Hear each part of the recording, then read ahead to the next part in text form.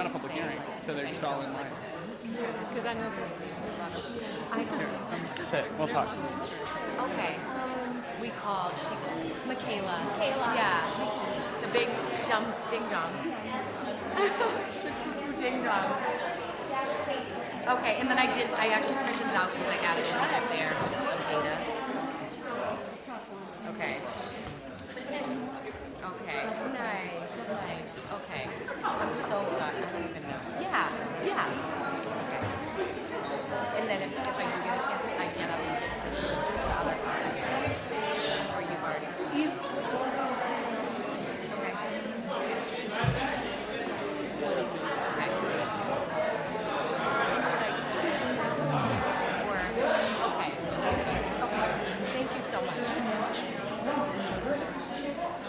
All right.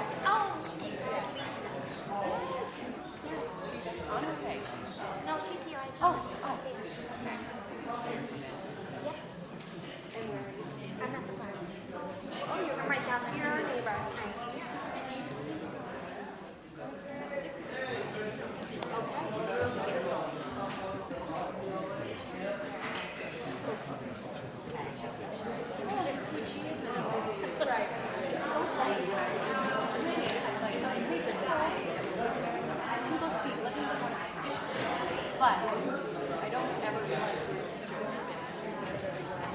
a lot of people. Yeah. I would so prefer that.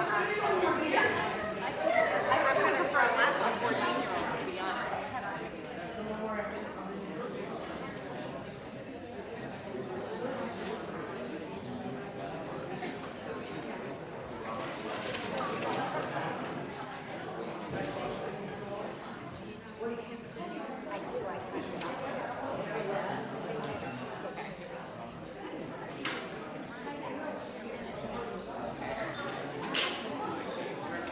Big font. Yeah. Double big font. Double space.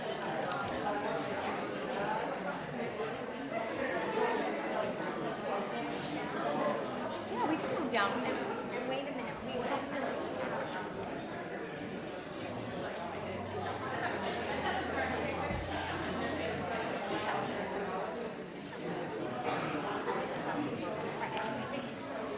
So everyone has to get that information together. Hey, how's it going?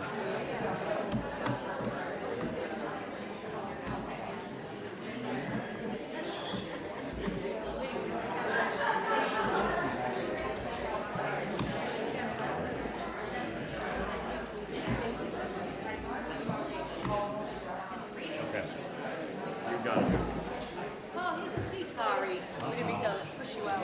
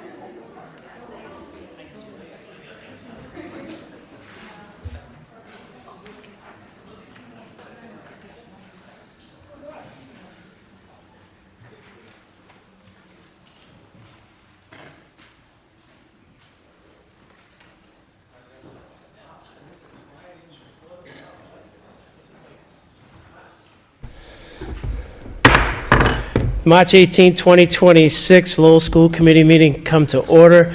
Number one, salute to the flag. I pledge allegiance to the flag of the United States of America and to the republic for which it stands, one nation, under God, indivisible, with liberty and justice for all.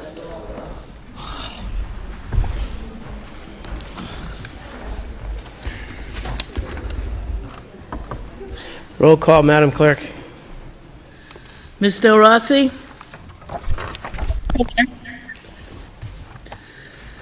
Mayor Gittia? Here. Mr. Lay? Here. Ms. Martin?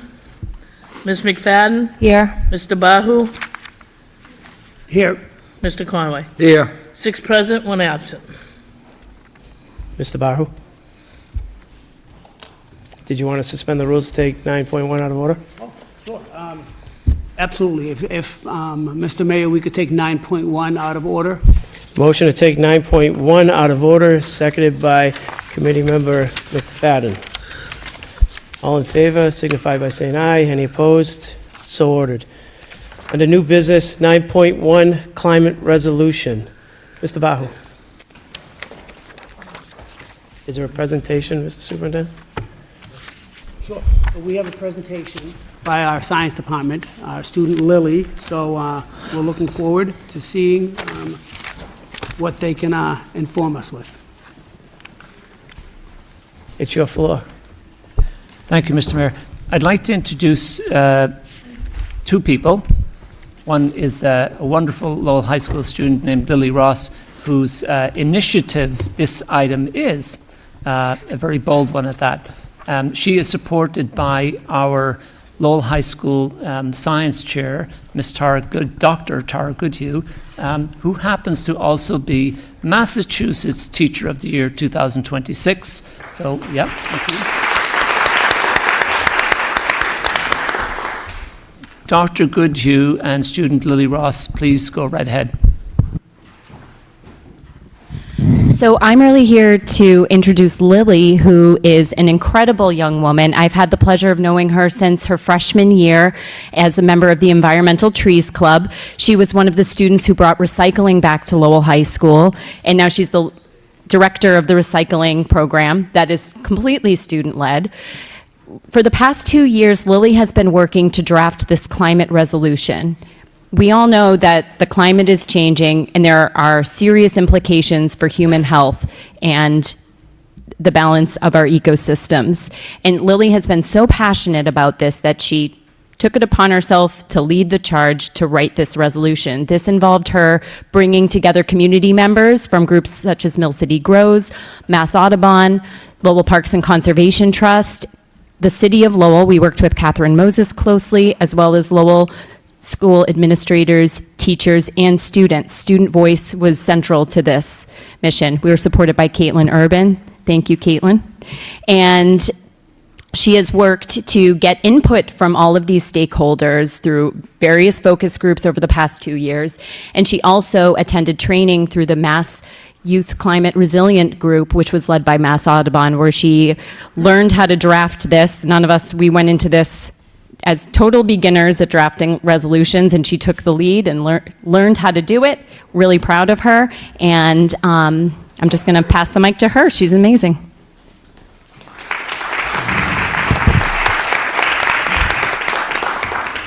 Thank you so much for having me. I just want to express gratitude for everyone that supported this effort.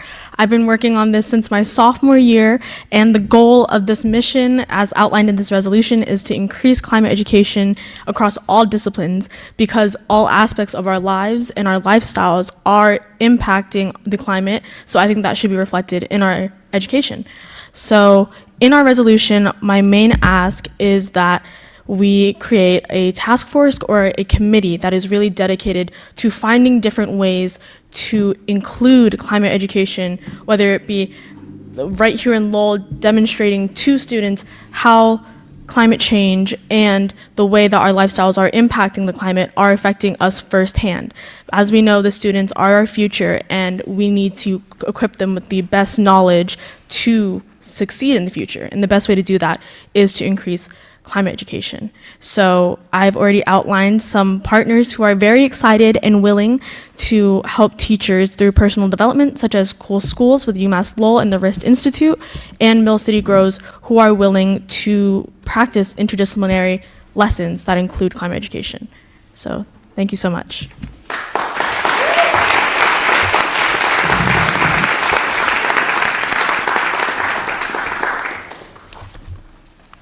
Motion by School Committee Member Lay, seconded by School Committee Member Conway to accept and place on file. All those in favor signify by saying aye.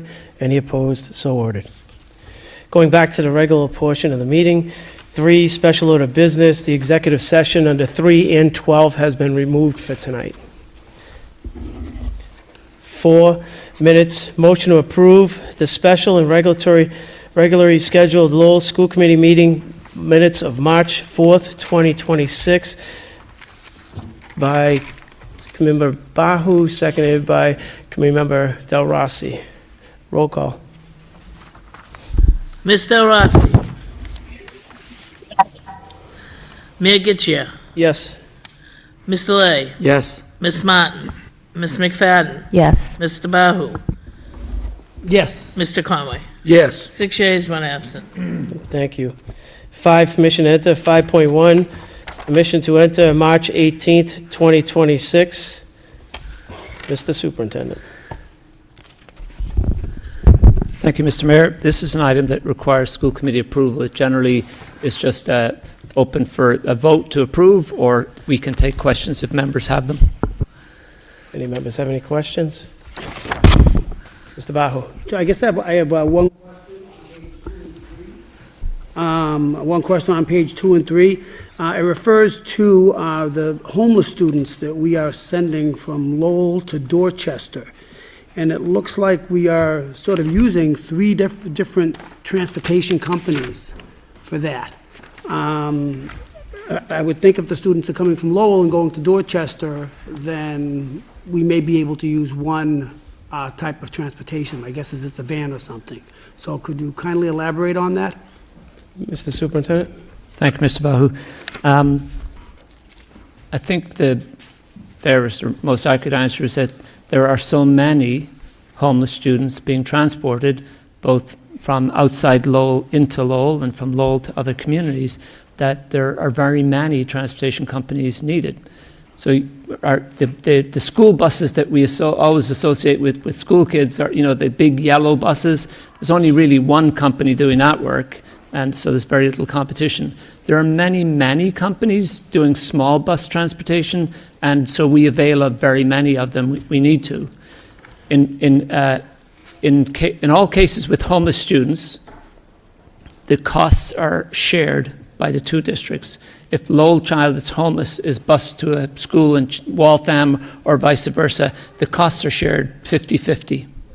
And so in some cases, we set up the transportation and the other district pays us half. In some cases, the other district sets up the transportation and we pay half.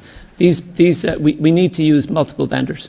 Sure, and I understand that, but when I'm looking at this one particular cost, it's only 12 students.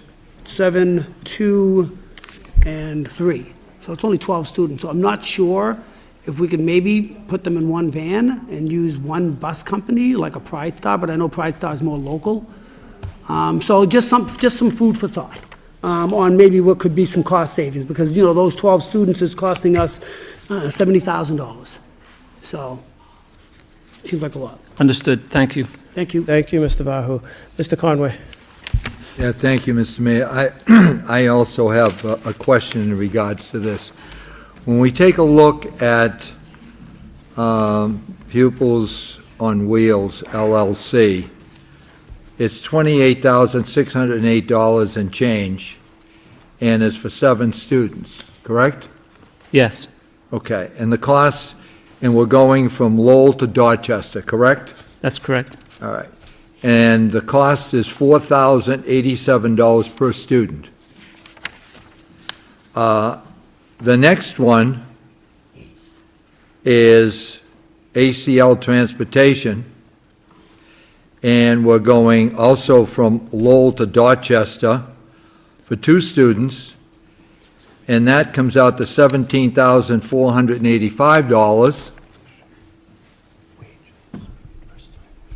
And if you flip over to page 3, we have Kennox Transportation, LLC, and we have 3 students, same thing, from Lowell to Dorchester, and that's $1,942. So what I'm confused with, we're going from point A to point B, and we're in one particular transportation mode, it's costing $4,000. Another one, it's costing $17,000. And the third one, it's costing $1,900. I think I'd have a nice conversation with the one that does the $1,900, to be quite frank with you, and save some money. That doesn't make any sense to me. It's not like it's $1,900 and the other one is, $2,000, but we're talking going from $17,000 and change for one, and another one is about $2,000. I think it's a good question, Mr. Conway. I don't have the contracts, which I'd need to look at in front of me. If you don't mind, I'll see if Ms. Brown-LeGrand has any additional information. Sure. I think one of the things that the description doesn't cover is some of those students are also dual coded. So they may Sorry? might be dual coded, so they might be students that also have an IEP that require other supports on a van that are also McKinney-Vento students. So typically when the cost rises, it's because they have other supports and are transported specially compared to a lot of our McKinney-Vento transportation is not our small minivans that we see that come to some of our schools. They're actually cars for some of the smaller McKinney-Vento. So they don't have the capacity to bring 10 or 12 students. At best, they're generally a minivan that you would typically purchase. A lot of times they're just cars.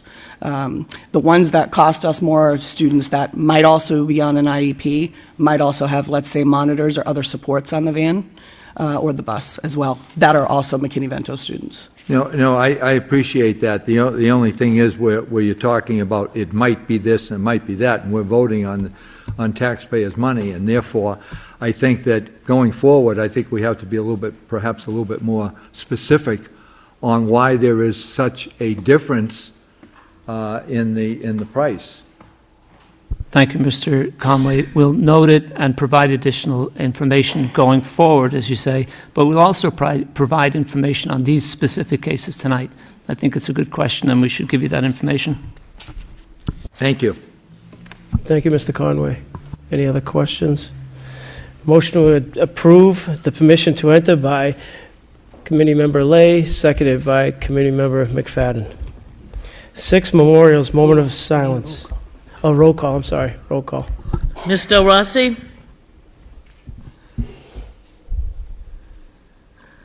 Ms. Del Rossi? Yes. Mayor Gitchia? Yes. Mr. Lay? Yes. Ms. Martin? Ms. McFadden? Yes. Mr. Bahu? Yes. Mr. Conway? Yes. 6 yeas. 6 memorials, moment of silence. Sofan Degnan, paraprofessional at the Maury Elementary School. If we can dim the lights for a moment of silence, please.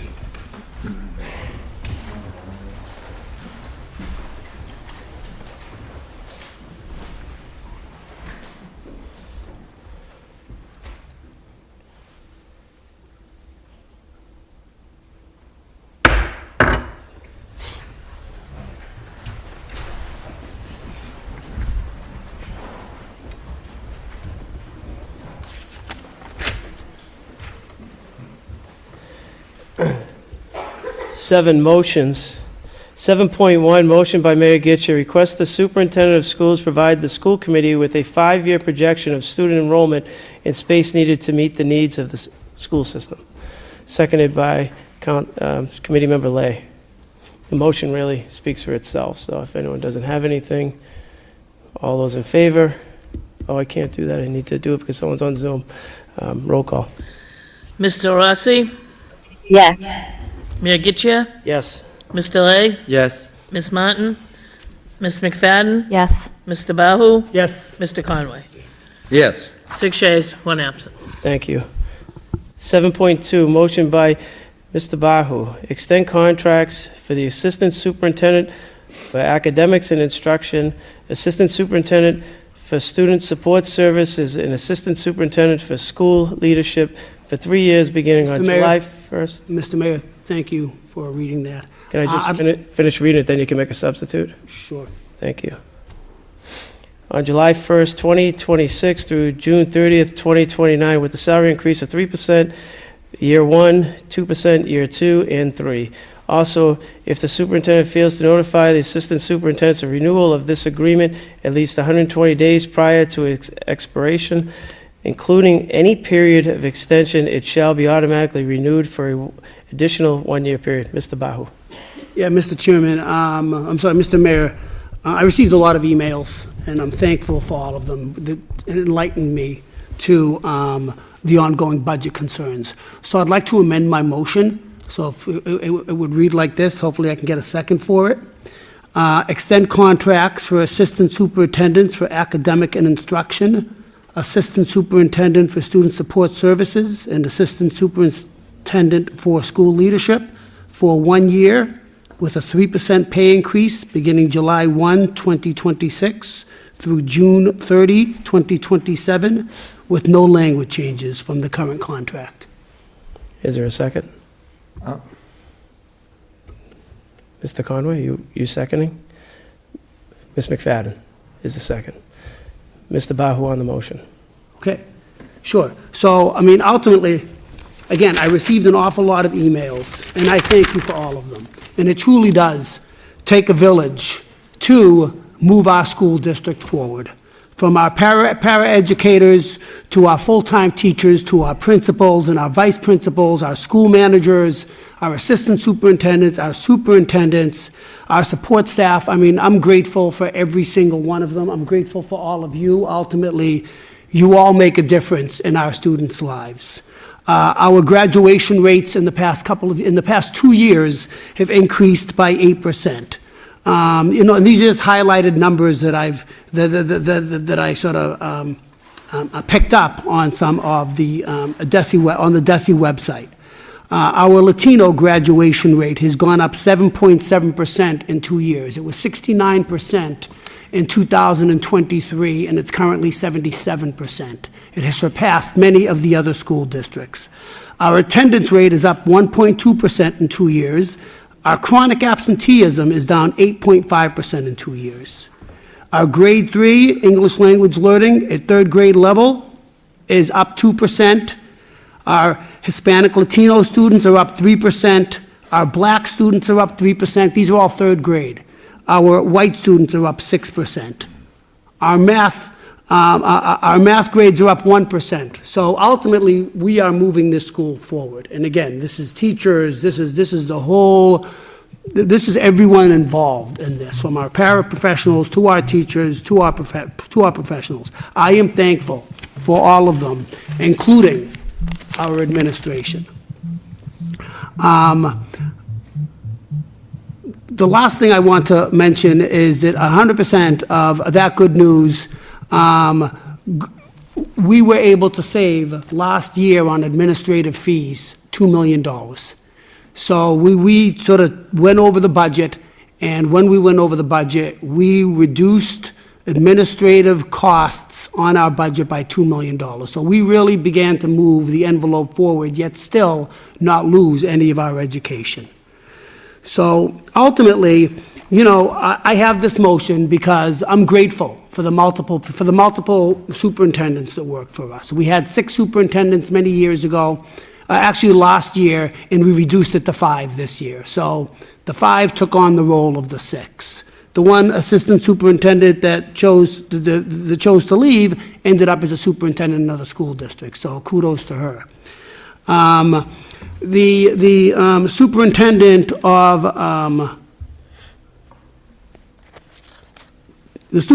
curriculum has been working with new curriculum for K through 8. And she was able to receive that through a grant, and it cost over $2 million. She's also implemented programs where she's able to have half days of schools, have full days of learning, and are constantly teaching our teachers to go ahead and implement this program.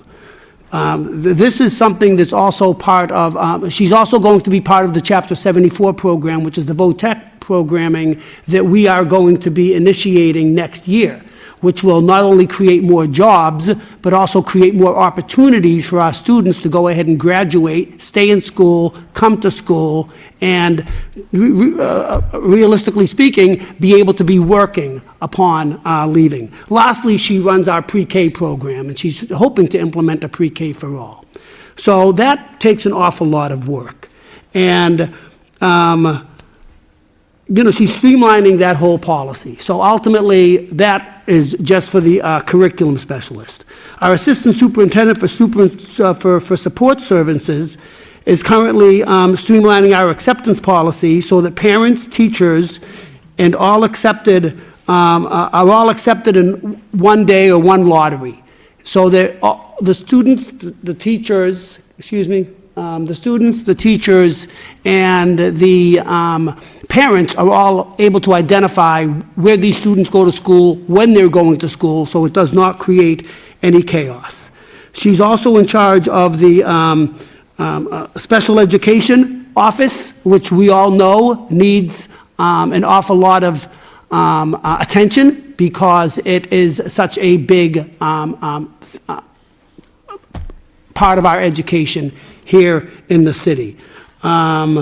She's also part of the people that sort of runs our middle schools manager and our ML students. So this is, this is a gamut of what she does.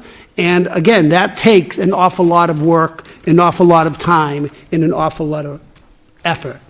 Finally, our assistant for school leadership is guiding each school's principals in attendance, chronic absenteeism, which I just highlighted, international training, and ensuring each school is growing to its full potential.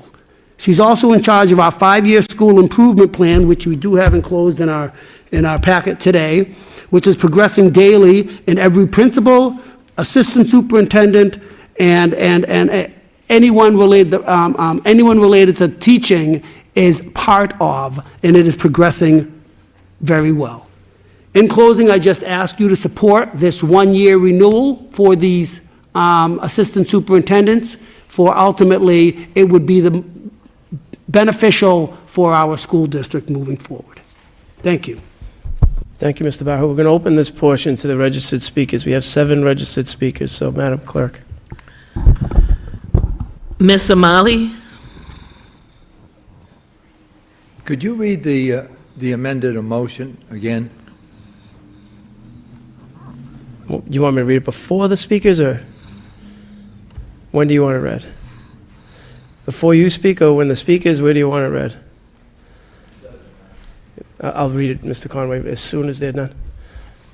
Go ahead. Hi, I'm Anna Amlashi, and I've been the art teacher at the Pawtuckaville for 10 years. The demands of the classroom are very high, and the students need support. In a perfect world, we would have paras in every classroom, social groups run by social workers, gym every day, and specials like dance and theater. Instead, my school is losing 3 paras and a social worker. Ma'am, we have to stick to what the motion is. It is not right to We remove can't the talk staff over people. We're here to ask that you. work directly with the students. Maybe there are too many superintendents. Can we please just stick to Buying what the new motion is? curriculum. We're talking about 3 people's Yeah. contracts. We're not talking about individual schools. We have to stick to what the motion is. If you relate the 2 together in the am. beginning, I say maybe we shouldn't be having all these superintendents buying these new curriculums every other year. We shouldn't be giving them raises when our classrooms aren't fully funded. I also live in the neighborhood, and I was telling a neighbor about the proposed cuts, and they asked if it was because of the new high school. I understand the buildings need maintenance. Mine has an ongoing mold issue, a leaking roof, and open sewage pipes. The kids walk down the hallway saying ew and holding their noses because it smells so bad. Something is off balance.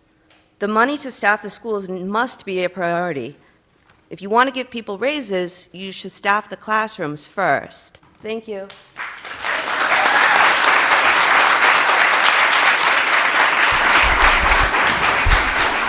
Ms. McLean? I'm a little confused as to what I can read. You can speak about the raises to the 3 employees, Okay. and that's really where we are. Because Yes. there are people in here who have 3% raises attached to them for next year. So that's basically what the motion is, giving another 3 people the same raises other people have. Okay. So my name is Diane McLean. I live at 485 Pleasant Street in Dunstable, and I've been a teacher in Lowell for 31 years. In 3 decades, I've seen the pendulum swing back and forth. I've seen the good years where funding allows for small class sizes, robust reading and math supports, and the resources our multilingual learners and our special education students need to thrive. There are summer and after-school programs to further educate and engage our students. In these years, we don't just see academic growth, we see happy, healthy children who want to come to school. But then the pendulum swings back. Programs are slashed, class sizes balloon, the paraprofessionals, tutors, and teachers, the very people who form the emotional and academic safety net for our kids, are the first to go. I'm here tonight because I'm tired of the roller coaster. Our students all across Lowell this year are making progress. Our data shows it. Our attendance shows it. And that progress is happening for one reason, the people. It's happening because our paraprofessionals, tutors, social workers, coaches, and the hands-on principal and vice principals in our building work together to create optimal learning environments. And because of the amount of staff we currently have, class sizes are smaller. Kids receive tiered instruction support. IEPs are followed, ML requirements are met, and mental health needs are addressed. I think about how much the schools will struggle next year. Some with the loss of a vice principal to respond to emergency calls, some without paras and tutors to work one-on-one with students to reteach skills or assist the classroom teacher in providing differentiated instruction. Without enough staff to connect with students to provide not just education, but emotional support, to remove learning barriers. I think of overextended teachers and students who will struggle to adjust to the compromise ratios that we know negatively affect learning. So I'm asking for justification. How do you justify the city taking millions of dollars from our budget? How can you justify cutting $8.2 million from our school while cutting only $800,000 from the central office? How do you look at these Lowell school families in the eye and say staff that work at their child's school is expendable while simultaneously presenting contracts and raises for 3 assistant superintendents? It's more than unfair. It's appalling. If a car repair shop is struggling, you don't lay off the mechanics and give the receptionists a raise. If a hospital faces a shortfall, you don't fire the doctors and nurses who are saving the lives. As I stated, I've been here a long time. When I started in Lowell, there was a much smaller central office. The support was where it belonged, in the schools. Today, our central office reflects disproportionate expansion, while the support in our classrooms are being hollowed out. If my child were sick, I'd ask the doctor what is needed, not the hospital CEO. Why aren't you asking teachers what we need? Why aren't you asking the families of our students what they need? The answer is simple. We need staff that directly work with our students. If you are wondering why there is a national teacher shortage, look no further than this room.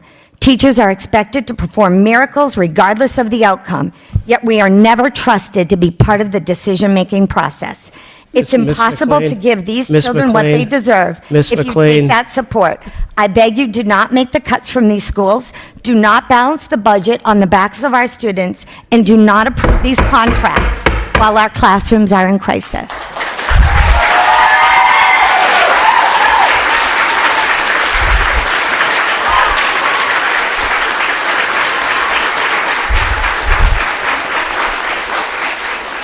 I understand people want to take over the room, but there's a 3-minute rule, and we need to listen like we want in a classroom. This is a chamber, and we're asking people just to follow the rules. If any member here wants to change the rules, they certainly can suspend the rules to allow people to speak as much time as they want, but it's your rules. So if people could just adhere to the rules so that we could move the progress forward. So next speaker. Mr. Georges?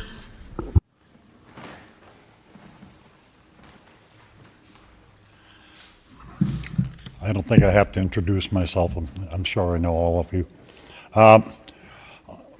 Just about a year ago, I just wanted to do a little reflective of what happened a year ago.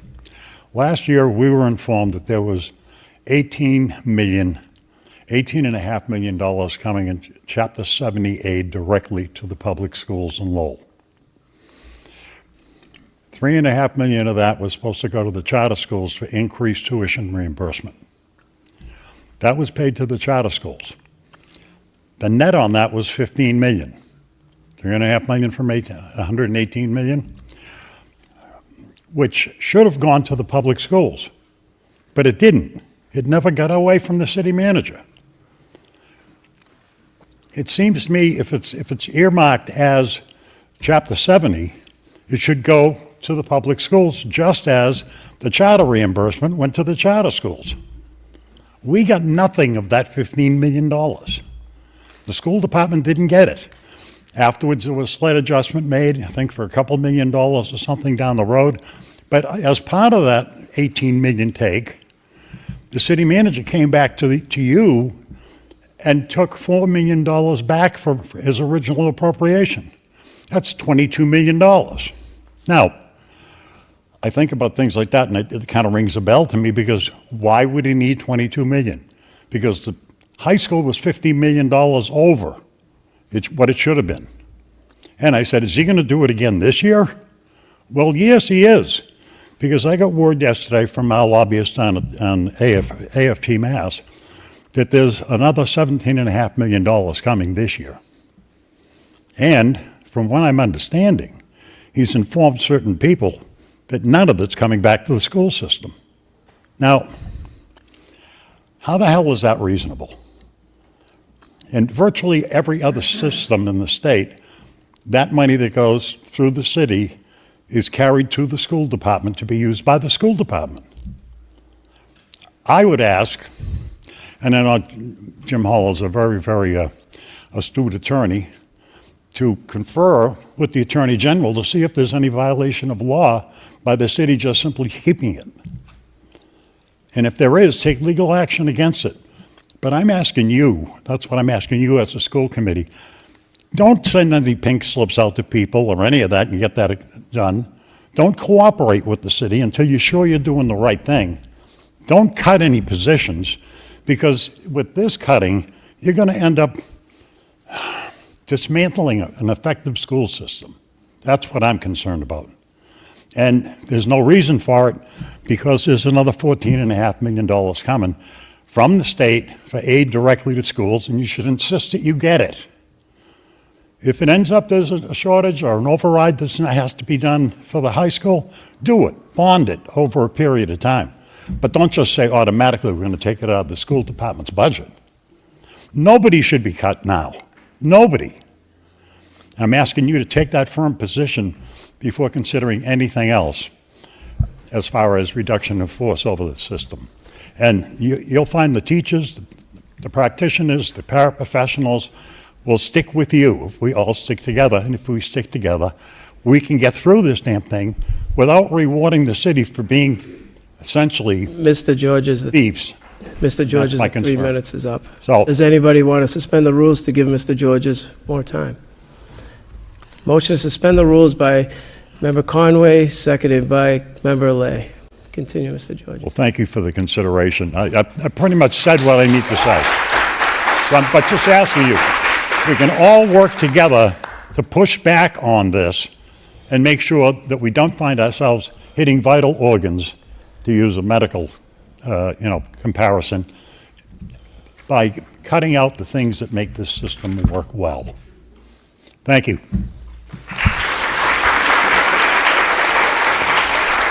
Thank you, Mr. Georges. Is it the will of the body to let the speaker speak as long as they would like? Does anybody want to make that motion? A motion by Mr. Lay, seconded by Mr. Conway, to allow the speakers to speak as long as they would like.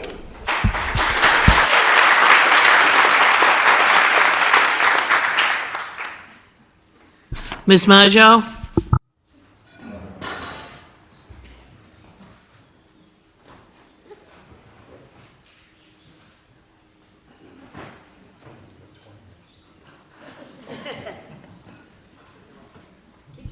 Thank you very much. I spent a good part of a week writing a speech, and I'm not going to give it. And I'm going to tell you why. Okay, we have a situation here, and I'm going to address the motion. And I want to make something perfectly clear, and I will repeat it if I have to.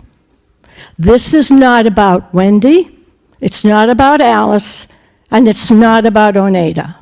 It's not about the raise. It's not about extending their contract. No, it's not about that. So you're probably saying, what is it about? It's about these individuals that right there. I want you all to stand up. Please, just stand. We don't have to applause, just stand. If you look at the maps that I gave you, right, it's an organizational chart. It's very, it's not professionally done. And if we look at that, and I'm going to use the term, Derek, that you used with us when we met at the EDC meeting, and the word was essential, right?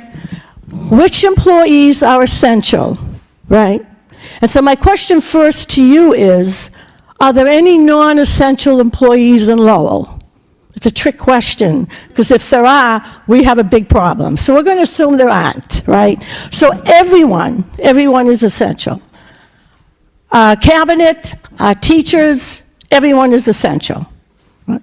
So we now have a situation with $9 million shortfall.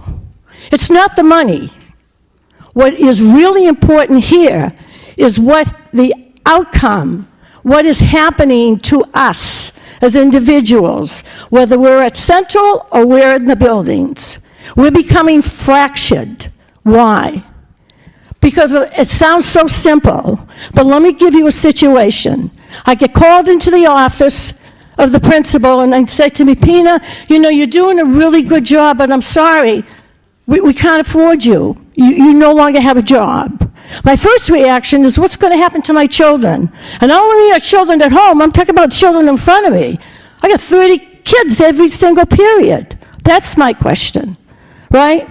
So then I come out of there, of course I'm depressed, right? We have people who are in that position that are sitting right there. These are not numbers, ladies and gentlemen, they're people, human beings. So I go back to my room, and of course I'm upset, right? The next day, a colleague comes to me and says, oh, by the way, did you hear?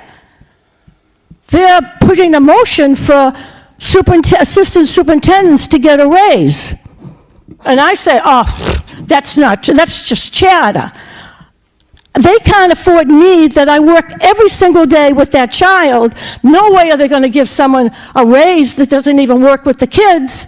And of course, now that it's me and that person, I'm looking, I'm saying they don't even deserve. That's not what this is about. This motion has created furor in the system because there's a pitted people at the top with people who, and I hate to say the bottom because it says bottom on the flow sheet, but they really should be at the top because they're the ones who work every single day. It's not about the raise. It's not whether you deserve it or not. I want you know the time when I can't take off my shoes because I'm too old to do that now. But the point is this, you need to walk in our shoes.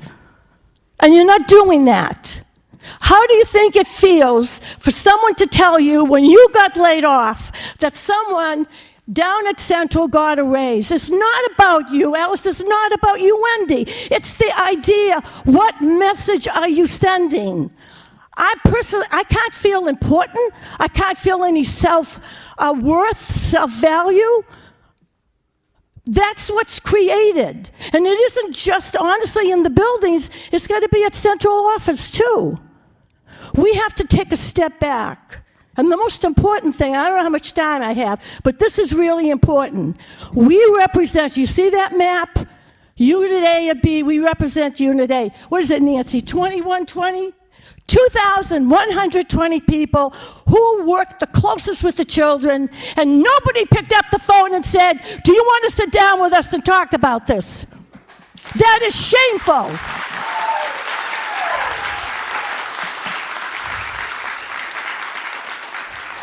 We need to be working together, right? We're not the bad guys, but we're certainly being paid out to be. And I feel bad. I think you've been victimized, to be honest with you. It's unfair. No winners here. Honestly, I don't know what the motions is. I don't know what the legality is. I think we all would, I'm going to use the term, reset the button. Let's take a step back. Let's sit together, as we should have done, and let's talk this over before we eliminate any more jobs. And let's have a plan. So a teacher in one building is told today, and another building they're not, and they're going home and they're worried, sick, and they're anxious. The ramifications of this raise isn't the raise, it's the environment that's being created. We're being fractured. We have wonderful people here on both sides of the fence, if you will. And we're not being drawn together, we're being pulled apart. It's not intentional, but it doesn't make any difference because that's the way it is. Please, please, stop, reset the button. Please stand up. These are the people we're talking about. You stand up. We need to be working together. Thank you.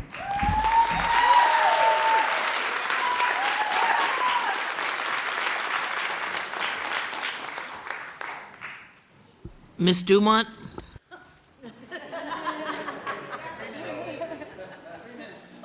Wait a minute. Thanks, Ms. Sheehan. Oh, my. Two people you don't ever want to follow is Paul Georges and Pina Maggio. But here I am. Good evening, Mayor Gitchier and school committee members. My name is Mary Ann Dumont. I live at 62 Wynwood Road in Lowell. I'm a retired teacher and corresponding secretary with the United Teachers of Lowell. I'm here to speak to the original motion 7.2 that was on the agenda today. The motion itself shows very clearly that when budgets tighten, priorities reveal values. If we're serious about student success, which I believe all of us are, the last place we should cut is the people who work with the students every day. Teachers, paraprofessionals, and all other support personnel. They are our front line. Administrative roles matter. Let's be clear about that. But they exist to support what happens in the classrooms.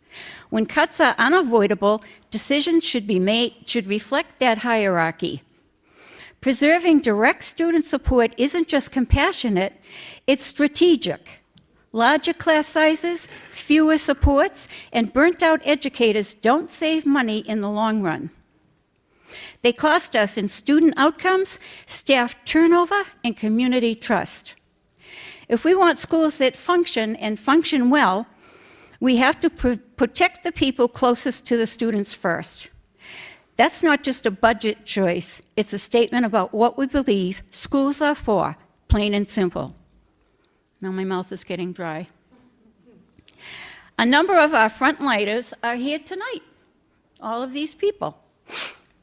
None of us are opposed to extended contracts and raises. Oh, geez, you're the best. And I was afraid I was going to get gavelled.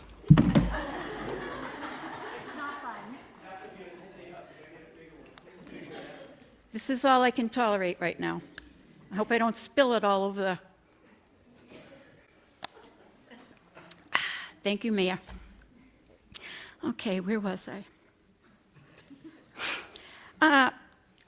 None of us are opposed to extended contracts and raises. We are, however, opposed to the timing of this particular motion, which, as a reminder to all of you, is a motion quite similar to the one that failed 2 weeks ago. While we appreciate the support from administrators, one thing should be clear. It is our frontliners who are the experts in our classrooms, and they will continue to do what they always do. We ask only that they be allowed to do what they do every single day, with a full complement of support staff who deal directly, face-to-face, with our students.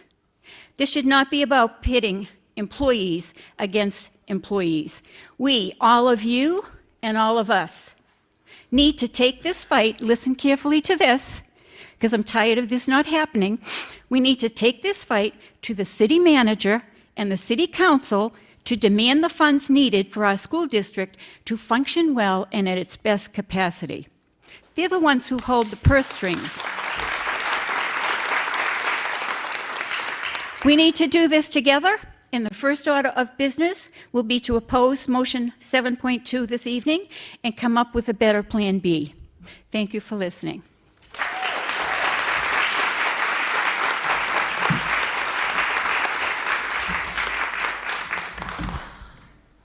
Ms. Sescio?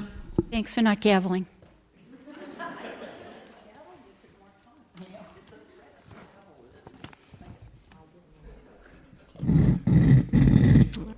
Thank you. Hello, my name is Stacy Sechel. I live at 130 John Street in Lowell. I'm proud to say that all three of my kids came through the Lowell Public Schools, so thank you all. I serve as an Associate Dean in UMass Lowell's College of Fine Arts, Humanities, and Social Sciences, and I'm a School of Ed faculty member. As such, I represent the interests of our institution as a partner with Lowell Public Schools in our shared efforts to provide access to inclusive, high-quality schools for all children in Lowell so they have opportunities to learn and thrive. I should also add that I'm a longtime colleague and friend of the superintendent. And while we don't always agree on matters of schooling, we do share similar views about what strong district leadership looks like. And I'm here tonight to support the request to extend the contracts for key members of his leadership team. Central offices have historically been characterized as administrative blobs that consume too great a share of educational expenditures without much to show for it. To be sure, there are cases that justify this characterization, but it's an easy and oversimplified argument in a much more complicated debate about weighing spending priorities. We shouldn't bank on the assumption that by reducing the overhead costs of central administration, we make way for a more efficient, effective system. Centralized bureaucracy is always an attractive target, but sometimes I would argue that bureaucracy, at least as it's reflected in Lowell Public Schools' current central office structure, has its charms. The superintendent has put together a leadership team that's primarily about enhancing the skills and knowledge of people in the organization, creating a common culture of expectations around the use of those skills and knowledge, holding the various pieces of the organization together in a productive relationship with each other, and holding individuals accountable for their contributions to the collective result. And we've talked about what that collective result is today. In a knowledge-intensive enterprise like teaching and learning, there's no way to perform these complex tasks without distributing the responsibility for leadership. So let's take a minute to consider the preponderance of knowledge and skill that is required of a central office team. It stretches across pedagogy, educational psychology, curriculum, supervision, staff development, school law, personnel administration, finance, budgeting, facility maintenance, collective bargaining, public relations, community relations, politics, governance, quantitative and qualitative research, measurement, and evaluation, media relations. The list goes on. Currently, LPS is in the really peculiar position of having a district level team that possesses not just the competencies needed to satisfy the leadership required of the office, but also the integrity, commitment, and motivation to apply them in their everyday work. So I respectfully ask the school committee if they are willing to risk losing these scarce resources, and we know that districts generally do not see district-wide improvements in teaching and learning without substantial engagement by their central offices in helping schools build the capacity they need for improvement. So before you lean too far toward the riskier decision, I ask you to engage in a good faith discussion and consider a more nuanced view of this issue rather than doing what's easy. Thank you. Mr. McDonough? Mr. McDonough, we extended the time just for you. I practiced too. I even added something to avoid the gavel. Sean McDonough, 61 Market Street, private resident, no official capacity, disclaimer, so I'm in the hoodie. Just to quickly cover the bases, because I added this after the gavel, I am here to begrudgingly, please hold your boos, begrudgingly encourage the school committee to vote in favor of the motion tonight. Over the last 4 years, the city of Lowell has not appropriately funded our schools. Last year, as several speakers now have said, last year the school department faced a $4 million cut from the city administration that was walked back to only a $2 million cut after a lot of public backlash, and then we were all told to be grateful that we even got the $2 million. These cuts have reduced the city's cash contribution to historically low levels. 2 to 3% raises, I guess 3% over 1 year now in the amended motion, are a fairly standard practice. I think if we think these 3 people have done a good job, and it sounds like they have, that a 3% raise is industry standard. I don't see why we're. These raises pale in comparison to the raises of the city administration, where top administrators in the city side bureaucracy have seen $20,000, $30,000, and even $50,000 for individual members over the last 3 years. So I understand why everyone is here tonight. I understand what it looks like when 3 administrators in the school department are getting a 3% raise and staff are facing layoffs. But the purse strings are controlled city side, and city side is where you have individuals who have watched their pay increase by $50,000 in 3 years. Just somewhere else to be angry, I think. Over that same period of time, the cash contribution to the schools has plummeted. In 2022, the city contributed $15.7 million in cash to the school department. This accounted for 29% of the city's required $54 million. In 2026, the city gave only about $12 million in cash, which amounted to just 17% of the required $68.9 million contribution. The current state of school funding in Lowell is embarrassing. Underfunding our schools is a disservice to our residents, especially to our students, and a clear choice to prioritize other priorities. I have written what they were, but I guess I'll leave it blank after what I already said. Budgeting, the superintendent said this last year, budgeting is about making choices. And it is time that the city of Lowell chose quality education for its residents, and that is not something that anybody on the school committee or in the school department has control over, but it is something I think that the school committee should be taking a position on, that hopefully everyone in this room who's engaged would take a position on. Tonight, it should be clear that this should not be a dispute between the UTL and the school administration, or even a debate between members of the school committee. These jobs, these 3 contracts tonight, are essential administrative functions. This should be a wake-up call to everybody in this room that we need to stand united in a call for adequate funding for public education in the city of Lowell. So that's really all I have written. Thank you. Thank you. That was the last registered speaker. Mr. Conway.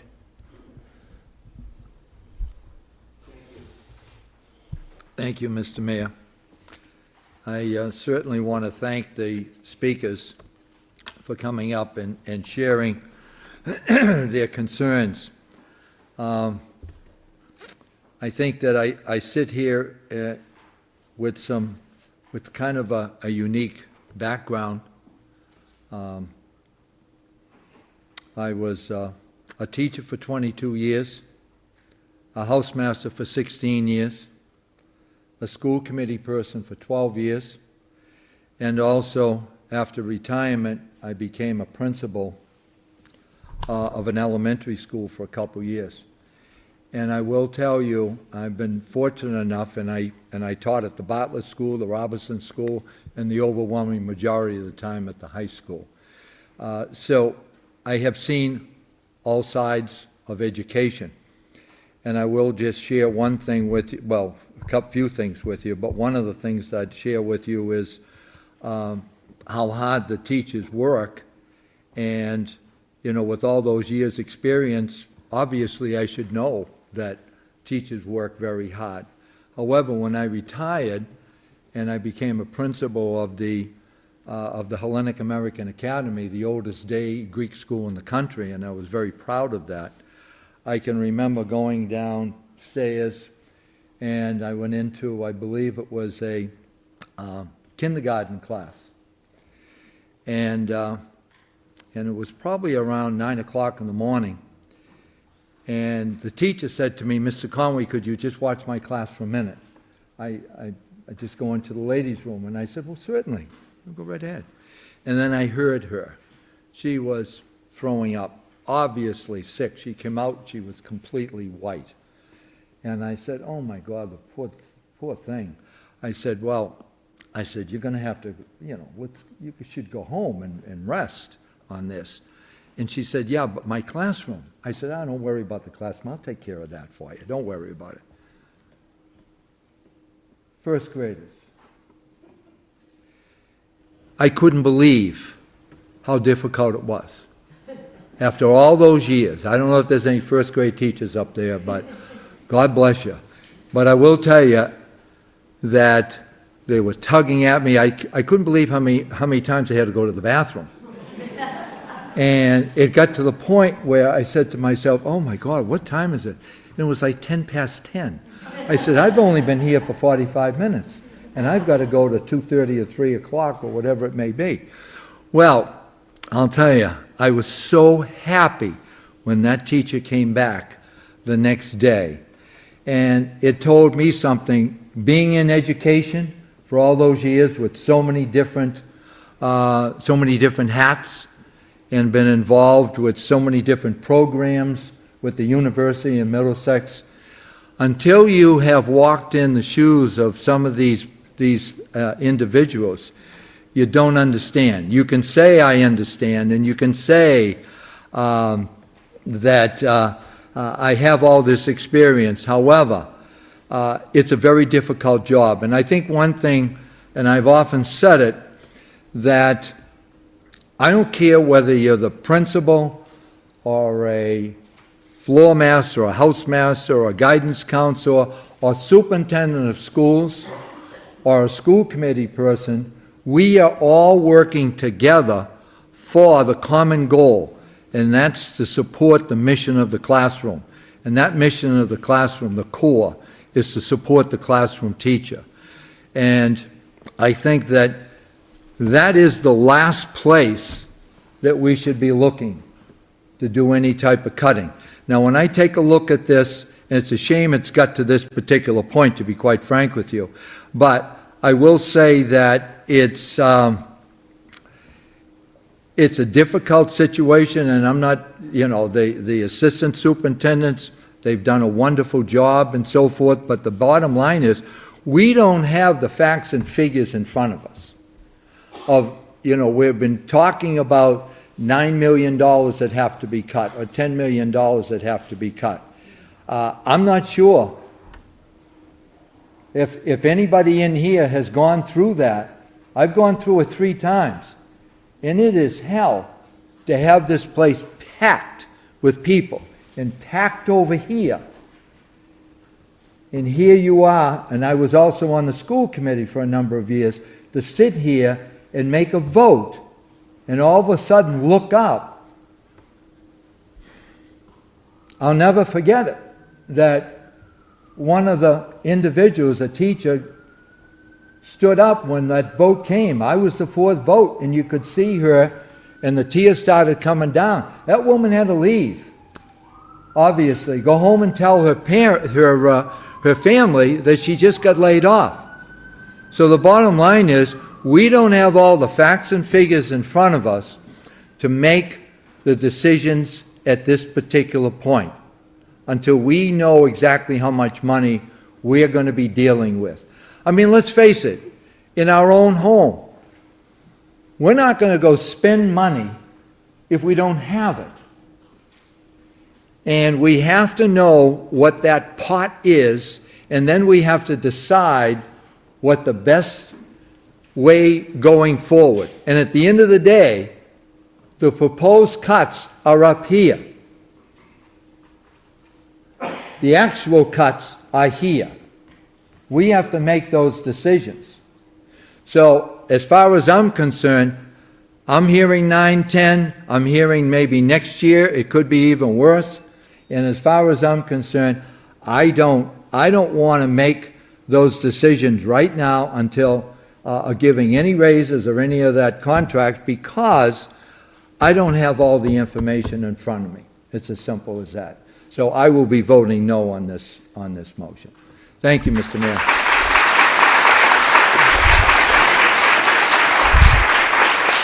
Thank you, Mr. Conway.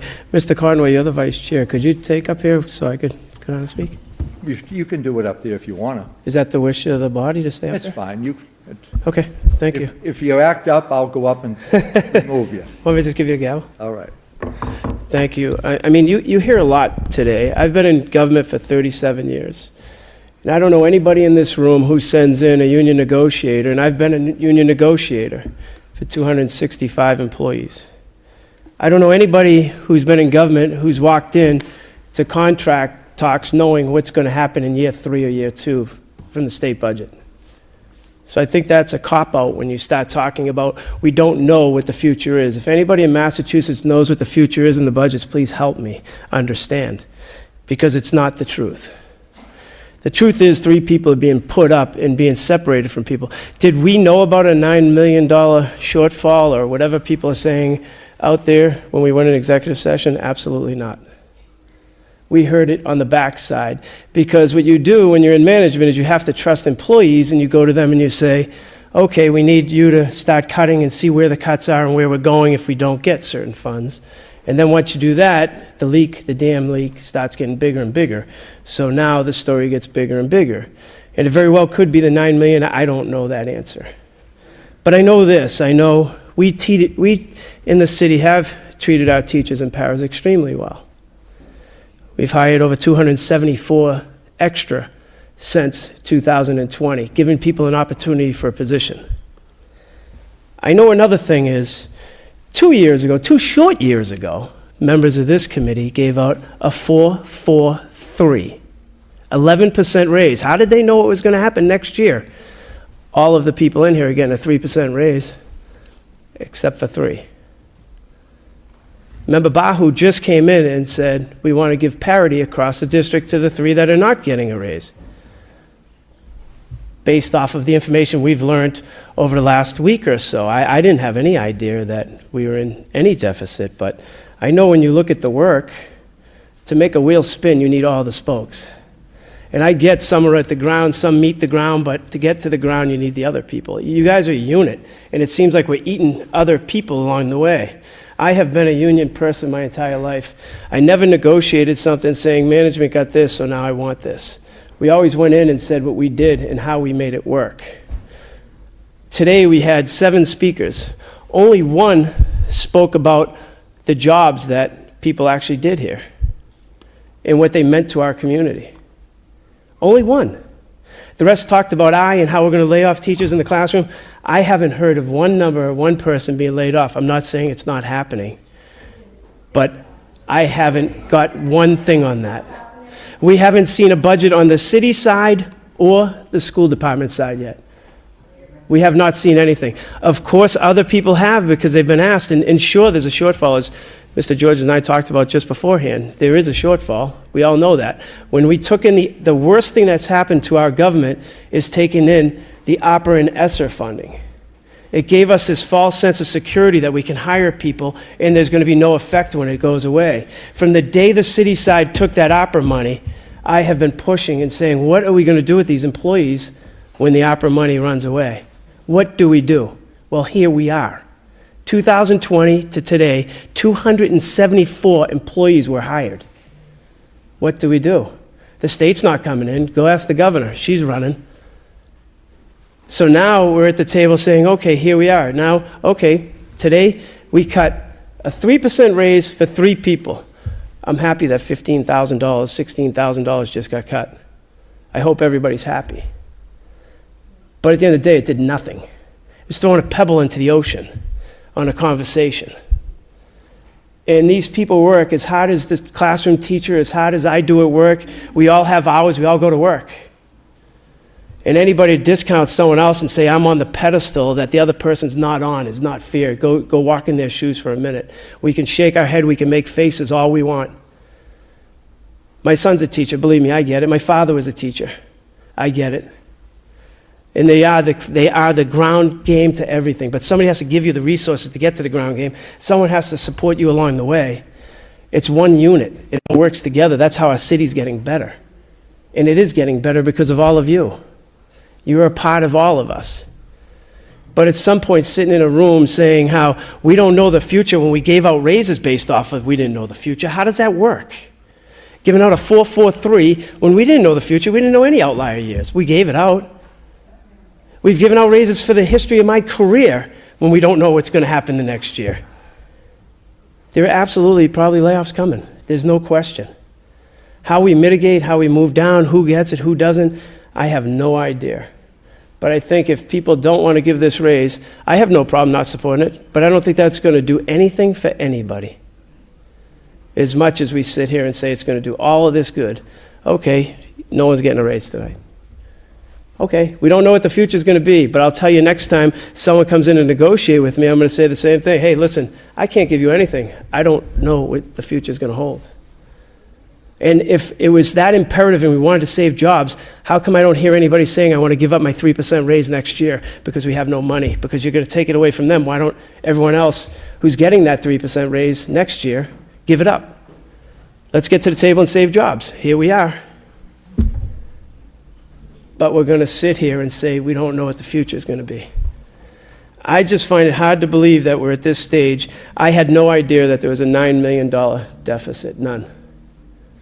I know on the city side we're laying off also, because that ARPA money gave us this parachute that we thought we had, or some people thought we were going to continue to have, when we should have spent it on capital and fixed things and back into schools and stuff like that, and we spent it on parks and employees. Can you imagine being a Parks Department employee, working in the Parks Department for 30-something years, and they hire a consultant to look over you getting paid $70 an hour, more than you've been paid? And then they're talking layoffs now. That's the city side, as Mr. McDonough outlined. I just think that this is not going to a good place.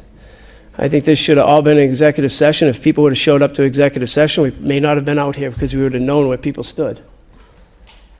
But now we're out here, and now it's hard to say, okay, let's turn it back because all the rumors. So I will relinquish the floor to someone else who wants to speak. School Committee Member Lay. Thank you, Mr. Mayor. Last time when I voted no on this contract, I felt the same way that Mr. Mayor stumped me when you said that we don't know what the budget going to be yet, and we haven't seen any proposal for cut yet. You're correct. I haven't seen it either, but I would be very surprised if it's not. And I could bet my car that if there's no cut, you can have my car. So I am. It's very hard for me to agree to give a regular contract, no intended for the assistant superintendents here, and at the same time, in a couple of weeks later, I'm going to vote to cut a lot of the positions.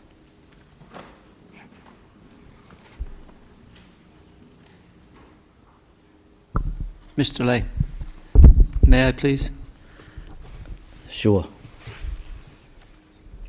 We're at a really, really critical juncture for our district, I So- believe, and I'd like to add some context that I think you're looking for. Sure. No, what I'm saying is the positions, the people who work, who needs the most money will be cut. That's how I feel, and that's why I voted no the last time.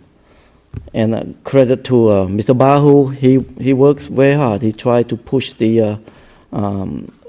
really try very hard to support the administration. And you know, I sitting here, I watch the assistant superintendents who I see every meeting I see them. Sometime I go to the central office, I meet them and ask for help. They have always been helpful. And this is like Ms. Dumont said, you know, this is not central office versus the rest of the schools, frontline workers. This is the budget. School budget continue to be underfunded, and our students continue to be underserved. So, if I could, I mean, I'm gonna vote if if you agree to have it vote on the floor and have our assistant superintendent here watching. For me, I'd rather have this discussion in closed door. If we have, actually, you know what? I'm gonna put it in a form of a motion. If I could have second to move this to the next possible time that we could talk in a closed door in the executive session. Mr. Lay, there's already a motion on the floor, so if we go through that motion, then we can come to yours. That's the motion. So I am ready to vote if you want to push go ahead and vote tonight. But I prefer that this kind of discussion is very sensitive, and it may that we need to talk in the executive session. Thank you, Mr. Mayor. Thank you, Mr. Lay. Ms. McFadden. I agree that this should have been done in executive session. We had 2 executive sessions. Not everybody came to the executive sessions. I realize that this is sensitive. There is a lot of feelings, rightfully so. It struck a chord when you said, Mr. Mayor, everybody here has 3%, yet we're singling essentially 3 people out. We're transitioning right now from temporary funding that funded almost 300 jobs with temporary funding. The funding is gone, and we have to figure out how we're going to have a sustainable long-term model for our school system. I have kids in the school system. I have friends. I have cousins. As teachers, I appreciate all of you. This is going to be hard, and we have to work together.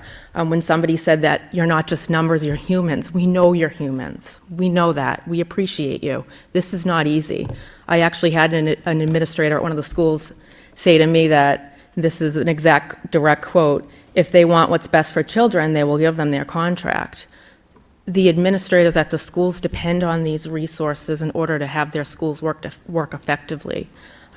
We're all saying great things about the women in front of us, yet we're saying great things, but we're not showing our support in the ways that I think truly matters to them. The answer isn't simple. There's a lot that's out of our hands right now, and I just think it's vital that we work together. And so I will not support going again behind closed doors because we've already done that twice. I'm done. Thank you. Mr. Superintendent. Thank you, Mr. Mayor. Before I forget to say this, there's an item on the next section of the budget for those who want numbers and additional discussion about the actual the budget and so forth. It's right in the next section of the budget, so wouldn't suggest people may stay for that. But I want to offer something conciliatory. I have great admiration for Paul George's and for the work that the union has done over the years. I personally benefited. I was a teacher in Lowell, and I benefited in many other ways as well. I benefited, as did you, when the teachers got recent raises. The mayor said 4%, 4%, 3%. Because superintendent of schools, I want to attract really, really good teachers to Lowell. I'm going to clap Paul George on the back and say, well done on that one. You're helping me to recruit teachers. But here's something conciliatory that I'd like to offer, and this is sincere. With the understanding that the school committee controls the budget, I'm sharing a perspective with you. A lot of this perspective tonight would suggest you strip down central office, make it as lean as possible to support schools. So I'm going to support that. Let's agree to minimize central office staff and services and maximize services to schools and classrooms. That's genuine. That's not a talking point or a bluff. That's genuine. And if I said to you, I want to get working on that right now, I began working on that a couple of years ago. And I want to share with you, the things I'm going to share with you are public documents. You can go look them up for yourselves. In my first spring as superintendent, when we got to budget season, I took on superintendency just when all the ESSER money went away. So that spring we had a $24 million shortfall. This is a summary page from the budget book that year. The yellow are all the reductions, the green are all the additions. We had a $24 million deficit because of loss of ESSER. No teachers lost their positions. No paraprofessionals were reduced. None. Here's what we reduced.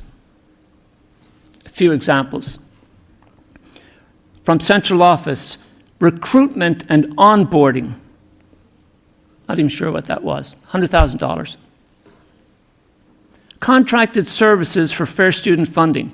In other words, we have a formula for developing our budget that at the time, people in the finance office didn't know how to use that formula. So we contracted with the company who developed it to help us use it.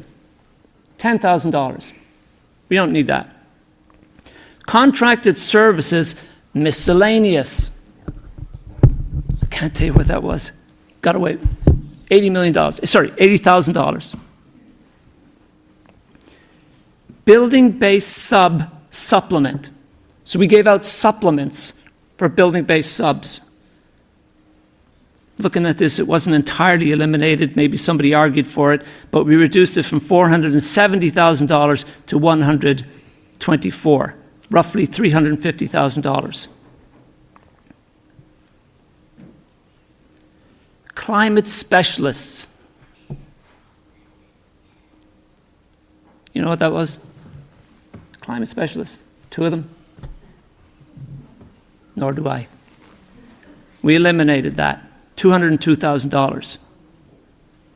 Assistant FRC coordinator. $100,000. And so on. If you go through this public document 2 years ago, right? All central office reductions, every single one, anything that was additional was for schools. You can try to trick me, like I might be trying to trick you. You can go through it yourself online, and there are some sort of nuances that might be. I'm just looking at one here.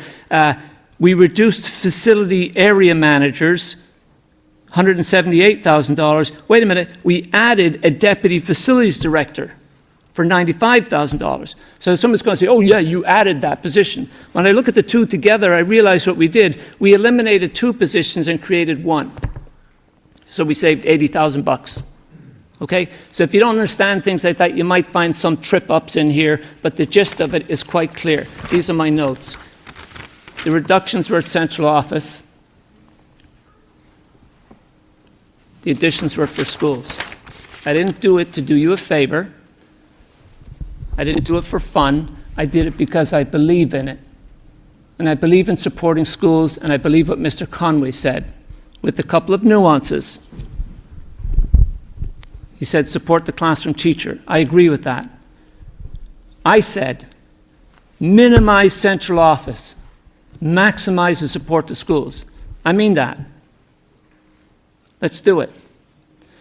It happens while I was sitting here, and I had the highlighter, and I highlighted some of these items. One of the reductions, one of the first ones I mentioned was recruitment and onboarding. What was that? $100,000? Get rid of that. Let's say we found out that they're doing it in Brockton. And it's not nonsense, and it makes a lot of sense, and they found a way to get really, really great staff. Staff of color that represent the students in our schools. And it works. I didn't ask for this, I'm not asking for it, not at all. But I'm just saying, like, if we found out something that really works, we might make an argument to you all and to our school committee, can we put that back at central office because we think it makes sense, actually? It's going to benefit the district. So I'm saying, minimize central office, maximize support to schools. I'm saying it, and I'm doing it. Second year, last year, we planned the budget. We had proper support this time around. We planned the budget, no cuts to schools, none. All cuts to central office. There was a blip. At the last minute, we were reduced in city cash to our schools by $4 million. We just couldn't take all the cuts to central office and make more. Yes, there were going to be cuts to schools when we lost $4 million at the last minute. I came and argued before the City Council for our schools. I didn't say for central office.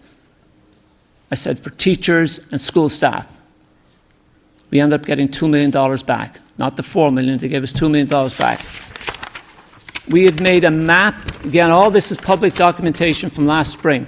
We made a series of tiers. If they gave us $1 million, what would you put back? If they gave us $2 million, which they ended up doing, what would you put back? All the school staff, all the school services were in the first tier. $2 million were given back. All the restorations were made at schools. No restoration at central office. That's 2 years in a row. I mean it.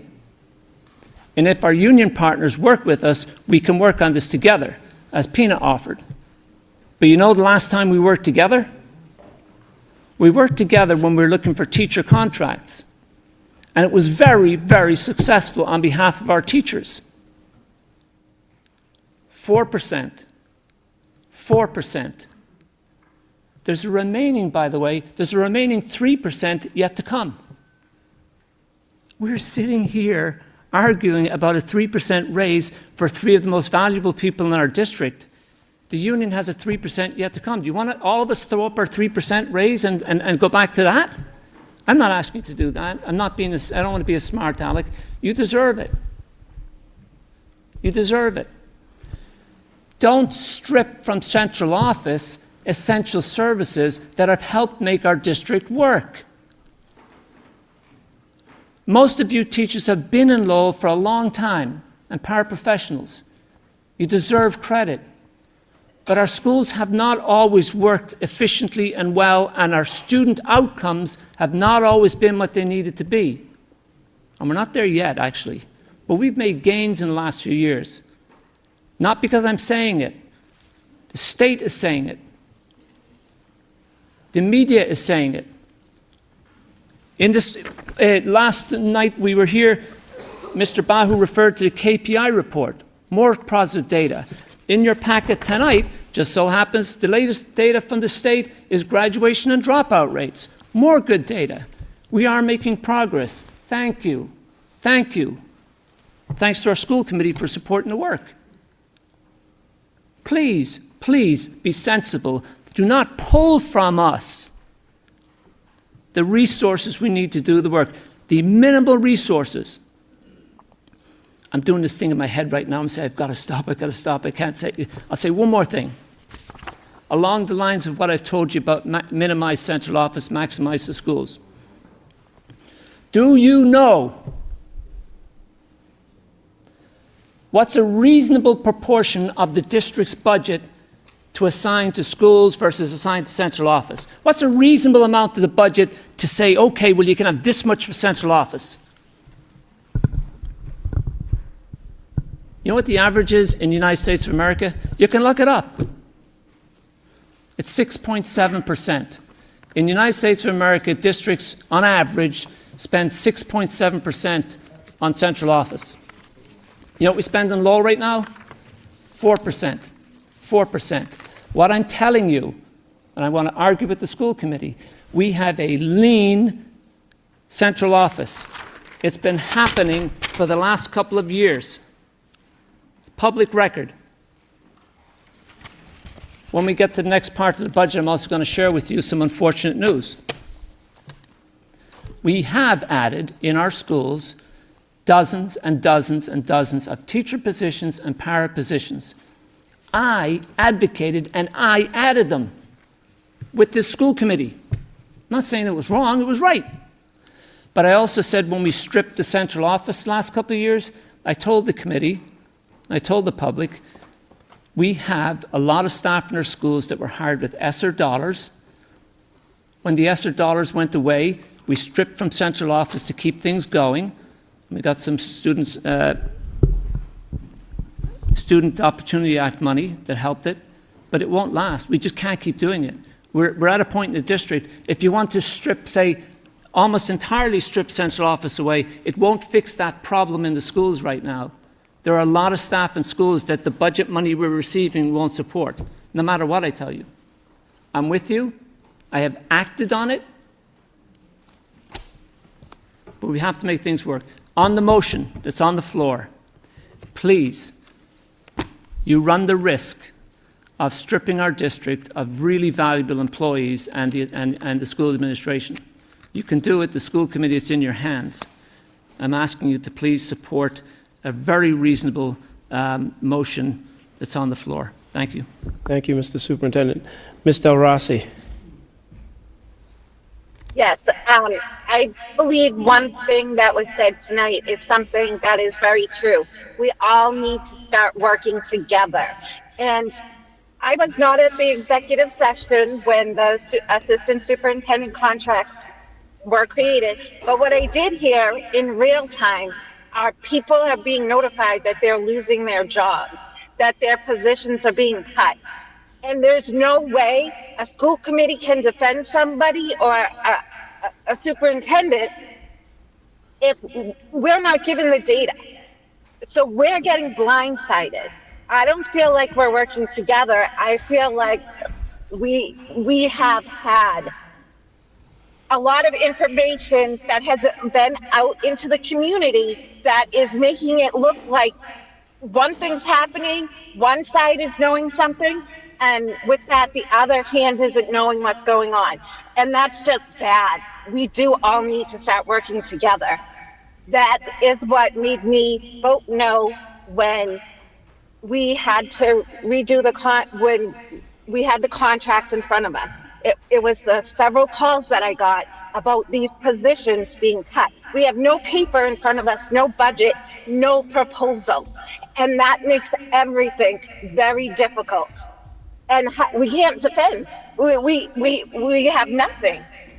So I can't express how much we all need to work together and have each other's back. But at the end of the day, I also realize that we need strong structure at the helm. I've got so many supportive phone calls for all the work that the assistant superintendents do. And I know for a fact that they are incredible. All of you are. And it's not a matter of not wanting to have you hired back. It's a matter of we're hurting. We're going to hurt in the classroom. We need to figure something out and be a little bit smarter and wiser in making these contracts. And that's why I said, can we wait until we get more information? And with that, now, I know Mr. Bahu put a motion on the floor, but I don't think any contract should ever be automatic renewal. And I want to make sure that that is not in the clause. Mr. Bahu? Is it? That is not in the clause. We was going with the exact same language the assistant superintendents already had in their contract, and that was not in the clause. It's a 3% raise for 1 year. Basically, Right, it's extending so the can you read covenant. the motion as is on the floor right now? Correct me if I'm wrong, Mr. Bahu, but I believe it's to extend the contract for the assistant superintendents from July 1, 26 through June 30th, 2027 for 3%, with all existing language stays the same from the previous contract. That is correct. And there's not automatic renewal in there, correct? So the contract, the assistant superintendent contract as is, the amounts that are on them now is the amounts that they will get for the full year. Yes, Ms. Del Rossi, the one that you saw last week is the amount that they would get for the full year, or the last meeting. Okay. All right. You all set, Ms. Del Rossi? Yes. Sorry. Thank you. Thank you. Mr. Superintendent? Thank you, Mr. Mayor. I indicated I was going to speak. It's quite all right. I wanted to assure Ms. Del Rossi about the information that she's looking for. I don't know if the committee recognises that there were budget updates in each of your packets for the last numerous meetings. There's another one tonight, even more detailed. We'll give you the detail that you want as we have it. I urge you to have a full discussion when we get to that item tonight with the information that's in the packet. Thank you, Mr. Superintendent. Mr. Conway. Yeah, just very briefly, we get this information tonight, about 2 minutes before the meeting, talking about a budget. Is that right? No? I'm sorry? It's in the packet. It's in the packet? Yes. Apologize. Seeing no other speakers, roll call, Madam Clerk. Mr. Rossi, Yes. Mayor Getchia, Yes. Mr. Lay, Yes. Ms. McFadden, Yes. Mr. Bahu, Yes. Mr. Conway. No. 5 yeas, 1 nay, 1 absent. Motion passes. 8, report of the superintendent. 8.1, strategic goal update for professional learning. Mr. Superintendent.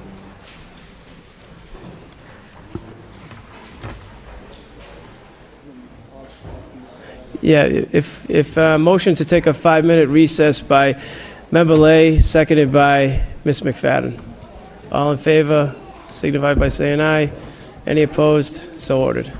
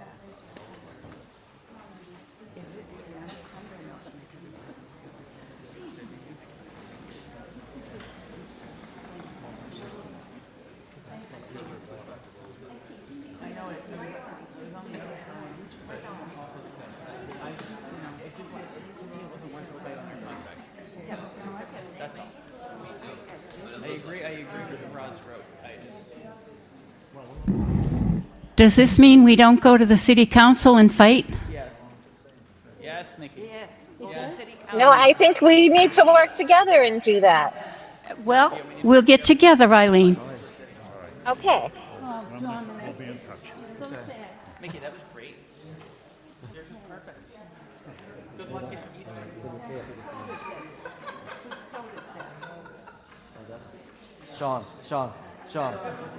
Sean, your coat? Sean. Sean, is that his name?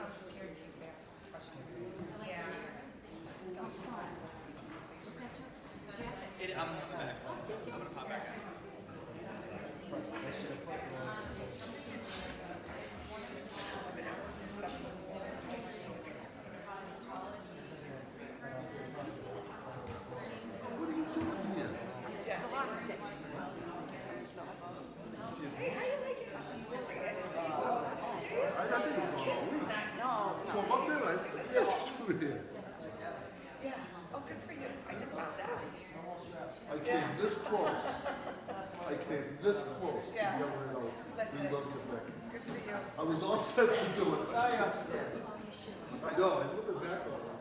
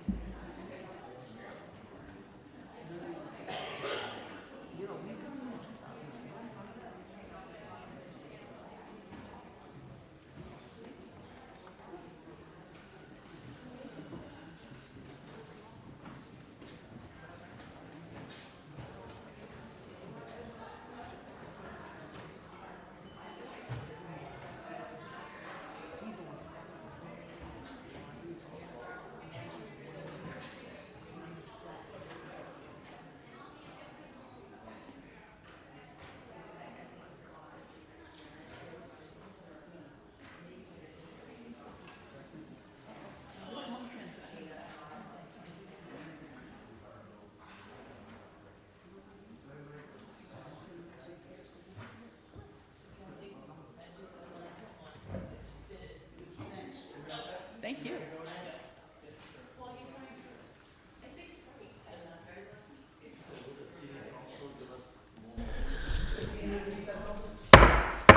Meeting come to order. Roll call, Madam Clerk. Mr. Rossi.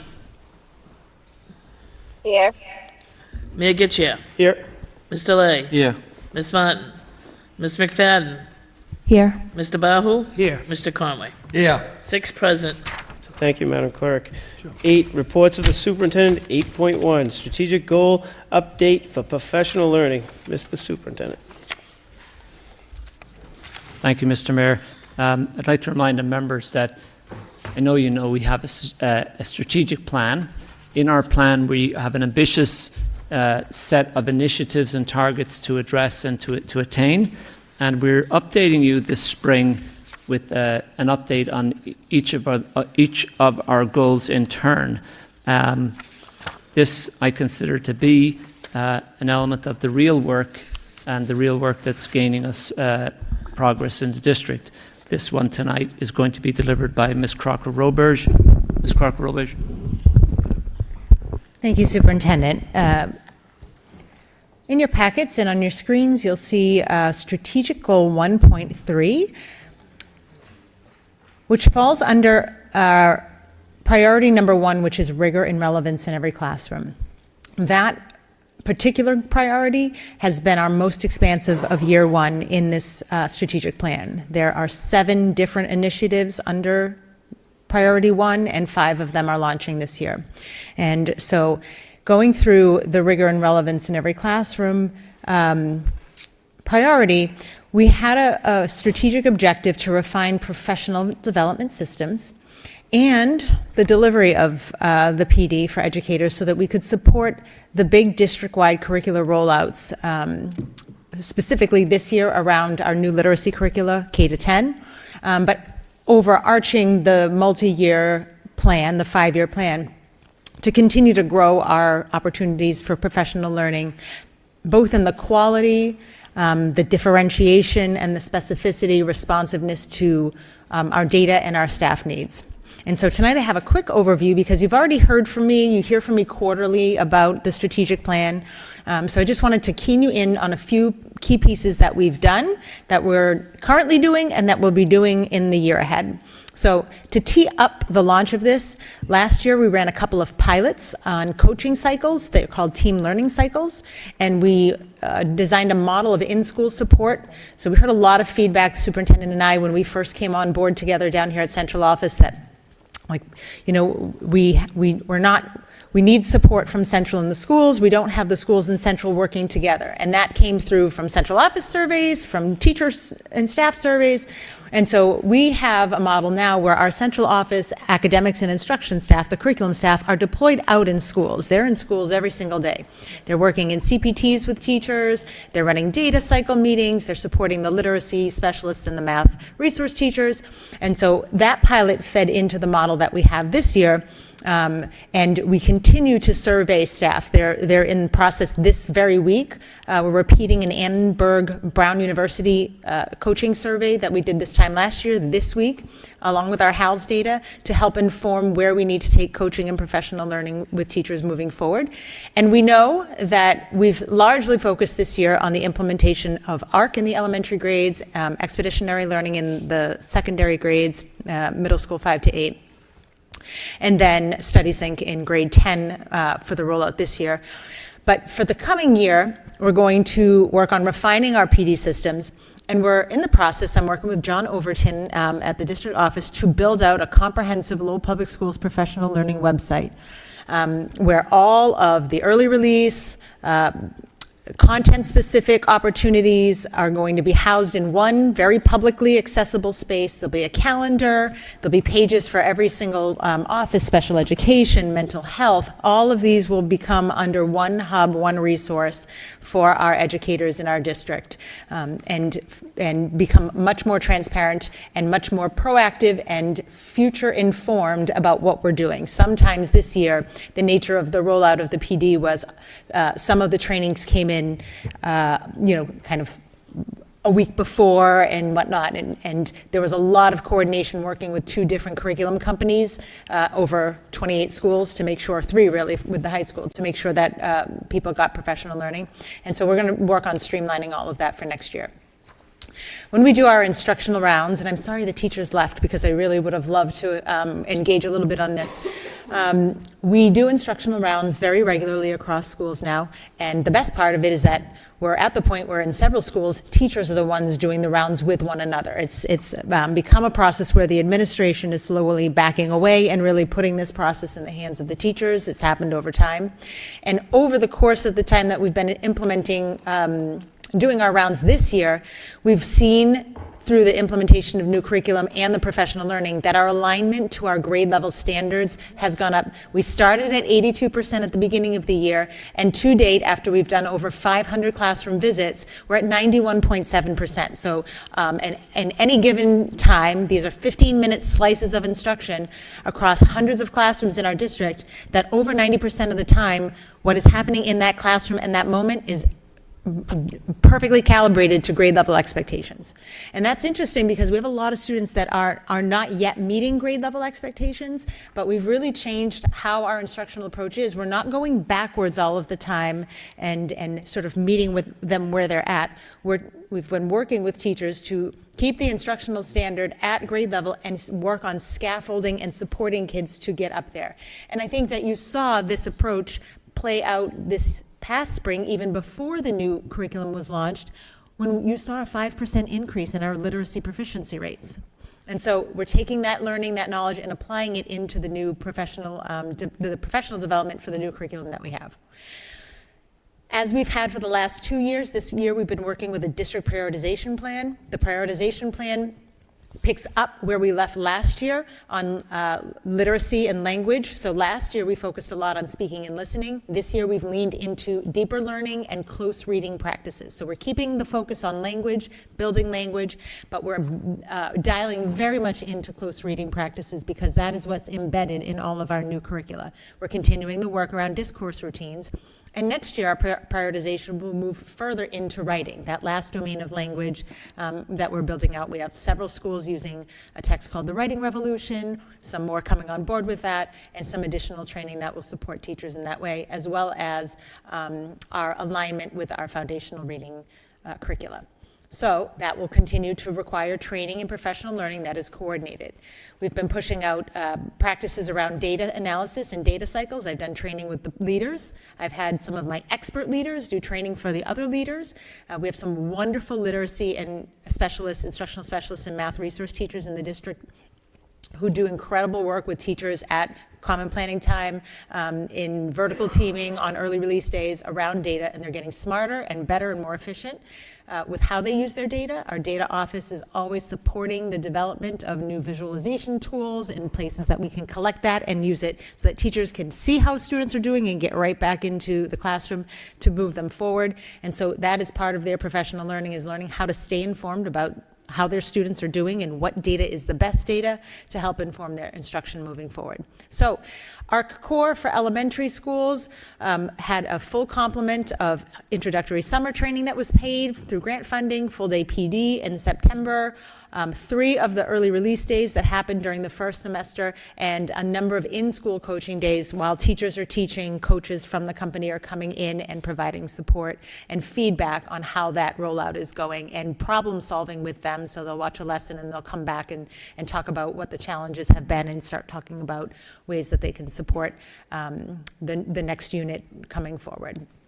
In expeditionary learning in the middle school, we had the same complement, a little bit less in-school coaching. We had 3 schools that piloted expeditionary learning last year, so we had some good in-district knowledge around how to implement this. So we've been able to build that knowledge out more specifically with our instructional specialists and across our schools. But we've had those coaching days built into. And we've also had lots of wonderful collaborations among schools. I mentioned before that instructional rounds were really starting to be turned over to the hands of teachers, but we've had schools collaborating across miles, across zones, across one another. We have a great McAvenue and McAuliffe partnership. We've had first grade teams going and visiting other first grade teams and vice versa. They look at planning, they go into the classrooms, they talk about data, they go back, and then the next week they have a visit from the host school now to the other school. And the same kinds of things have happened at a number of our schools. So I highlighted a few of those partnerships that are ongoing this year.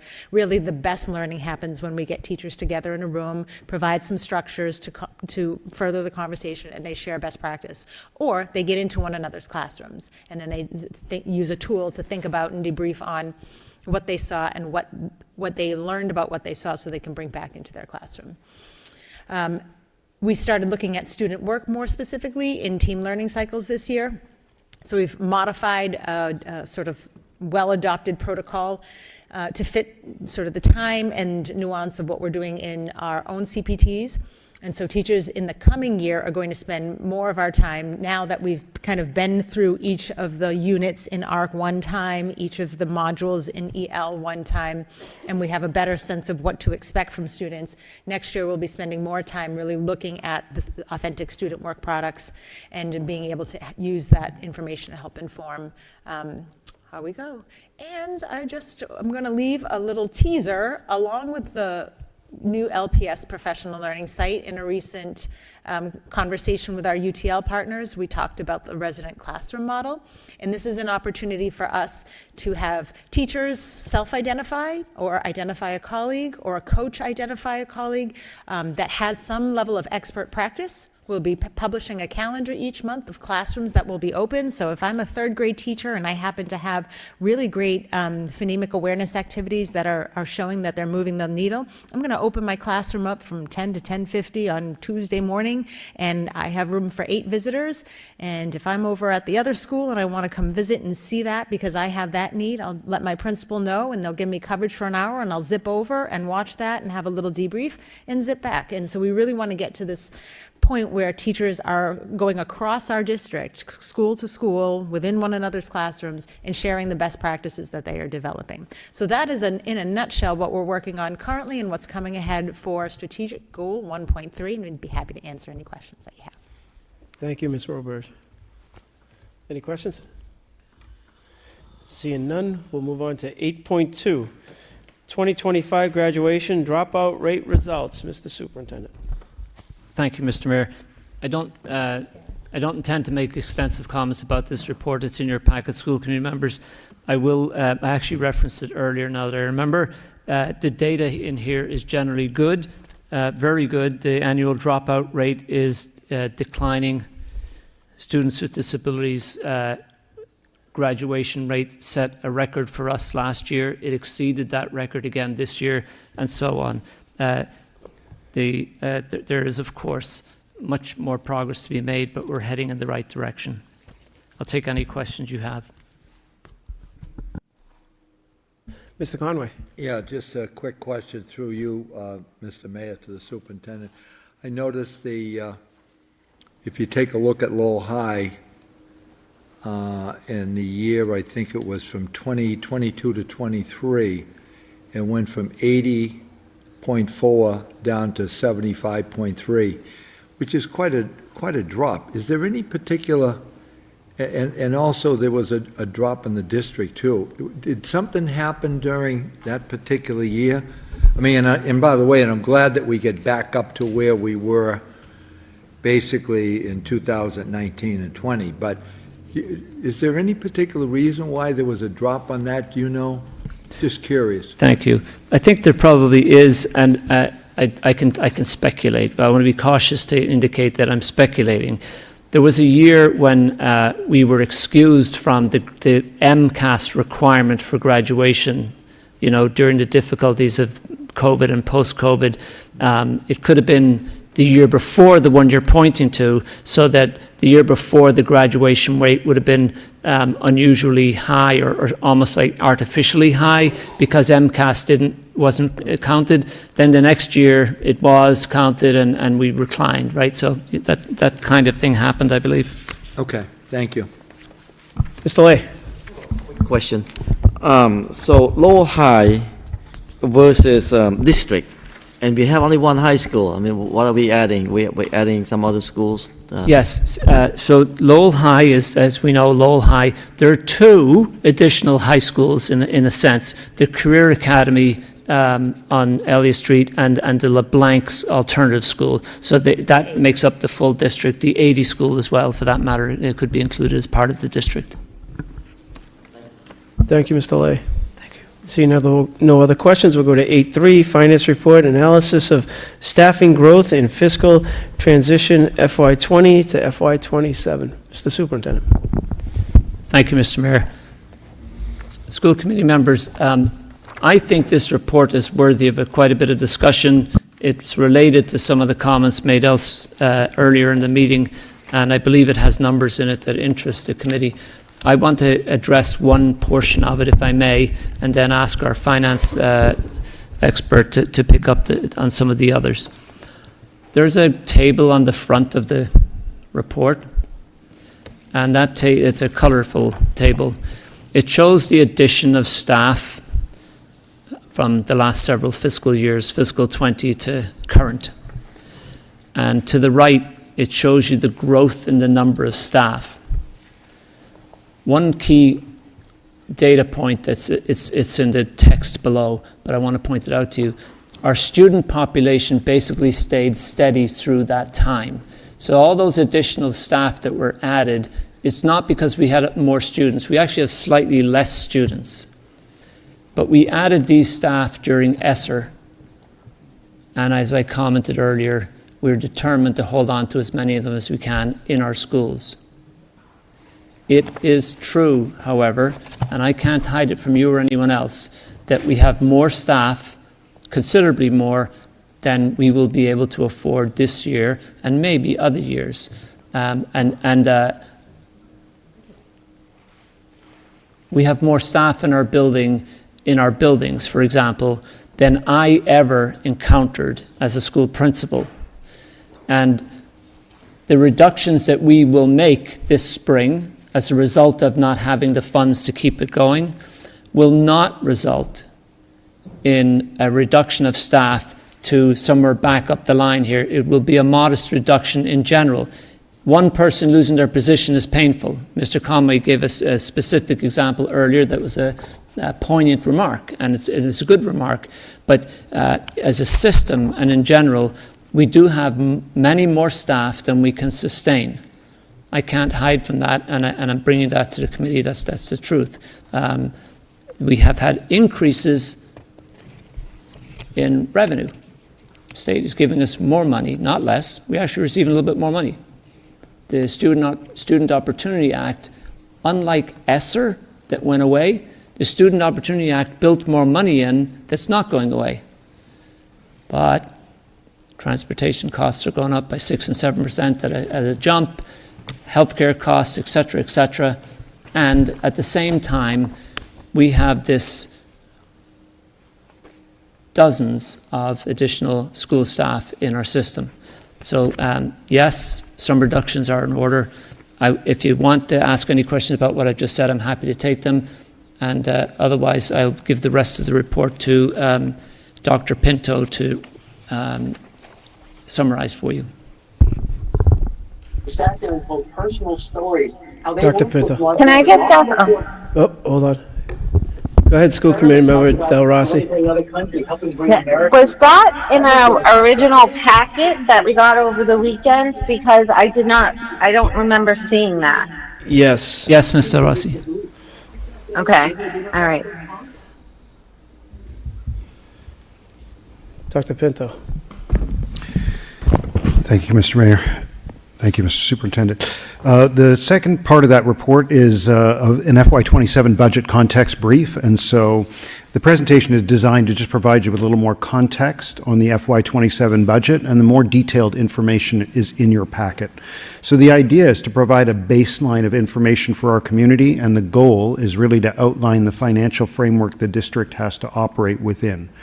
So Massachusetts law requires that we adopt a balanced budget each year, meaning that expenditures must align with available revenue. So the things I'm going to walk through tonight are some of our revenue conditions, also the major cost drivers for the district, and the structural realities shaping the FY27 financial plan. So school districts in Massachusetts operate under a strict balanced budget constraint, and so we can't budget for expenses that are greater than the revenue that we receive. And our two primary revenue sources are Chapter 70 state aid and the city's cash contribution. And these two funding streams set the total spending limit for the district. Everything we fund, staffing, programming, transportation, and services, must ultimately fit within these resources. When we look at district revenue, most growth is coming from Chapter 70 aid. For FY27, we anticipate approximately $14.5 million more in additional state funding. The city's direct cash contribution remains level at $12 million. So while the overall budget grows on paper, the limited growth in local funding reduces flexibility for the district to address rising costs. On this slide here, you'll see the total revenue for the district for FY27 is anticipated at $287,966,413. But I'm going to note the two figures, the two lines below that, because the city's local required contribution increases by approximately $4.1 million in FY27. These dollars do not flow directly to the district as new cash funding. So as a result, while the formula recognizes that there's a higher municipal capacity, the district does not see those funds available to support operating costs. And so this dynamic affects the flexibility of the budget. So on the expense side of the budget, the vast majority of district spending is in personnel. So roughly 75% of the budget supports salaries and benefits for the educators and staff serving students, and additional major cost drivers include special education and transportation, both of which are experiencing significant cost escalation, not only here, but statewide. Just one question to you, Dr. Pinto. As far as the 75% of district spending, the next line down where you state schools are 190 million and then 195 million, is that essentially the salary? This is everything that goes into the school budget. So it's salaries, benefits, plus their non-personnel lines. So it's personnel and non-personnel. There are some textbooks and curriculum costs that are borne by the district and fall under separate district department budgets. Are the laptops in this particular school So the line laptops, item? the laptops will fall under the IT, hardware, Technology. software, and support, yeah, which is district, owned by the district. Thank you.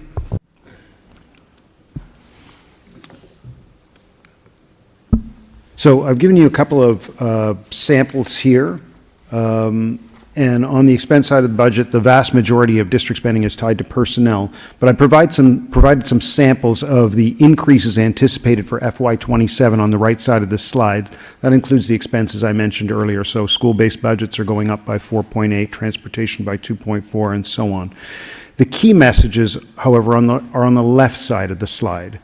And so the couple of really important points is that cost growth is projected to exceed new flexible revenues. So our costs are growing and they're outstripping the percentage of revenues that we're increasing. And much of the new funding, therefore, will be used to maintain existing programs versus expanding programs. It's also important to provide context around central administration, as per the superintendent's remarks earlier. For FY27, central office operations represent approximately 4% of the district's total budget. So these are the departments that manage payroll, benefits, budgeting, labor relations, state reporting, IT, infrastructure, compliance, training, support of all students support of our 2,500 employees and 14,400 students.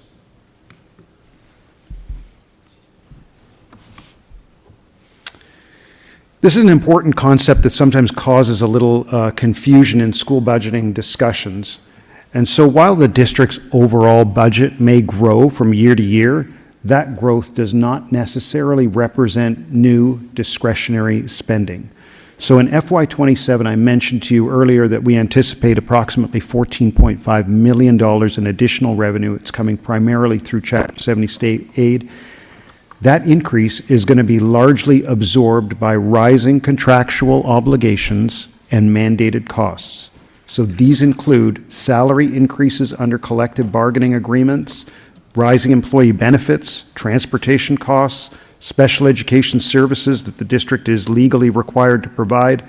And as a result, much of that new additional funding just maintains the services we already have versus providing an opportunity to expand them. So understanding that distinction is really critical when we look at the overall budget picture. And so finally,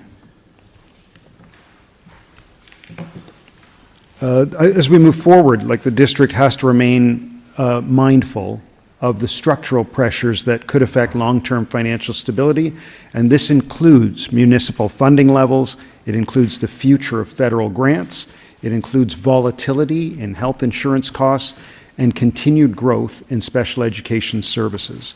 So the FY27 budget will reflect the district's effort to maintain stability and protect student services within these financial realities. That's it. And you'll see what we reflect on the left: financial realities, operational stability, and commitment to student services.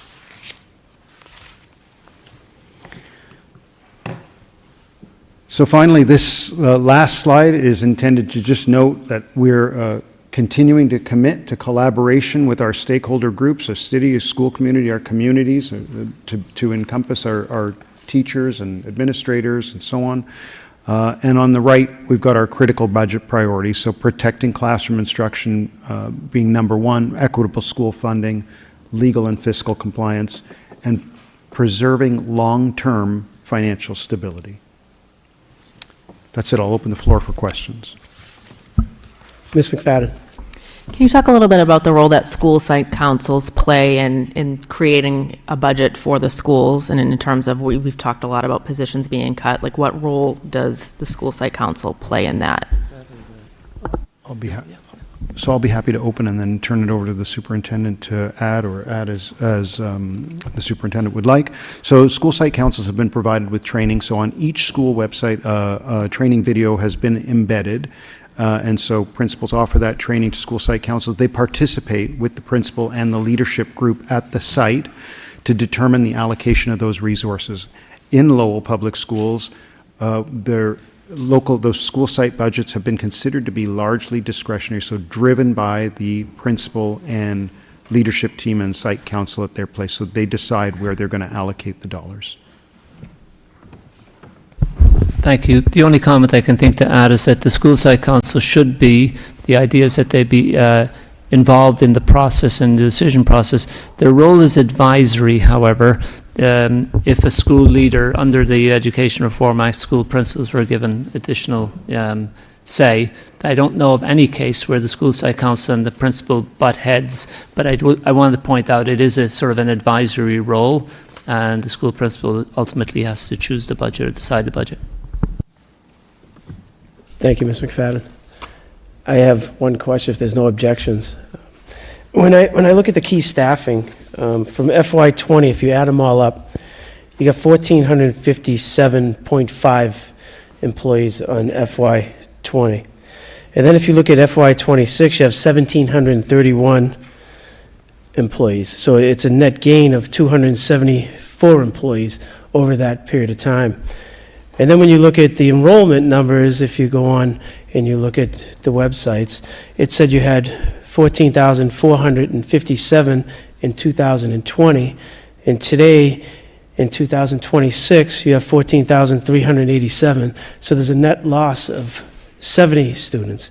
That's why tonight I put in that motion asking about the trends, the 5-year trends, because if we're looking at staffing levels now and we're reducing, the reduction from the state of 70 students is, what's it, about 14 to 16,000 a student? Is that roughly what it is, Mr. Superintendent? Approximately 18,000 per student.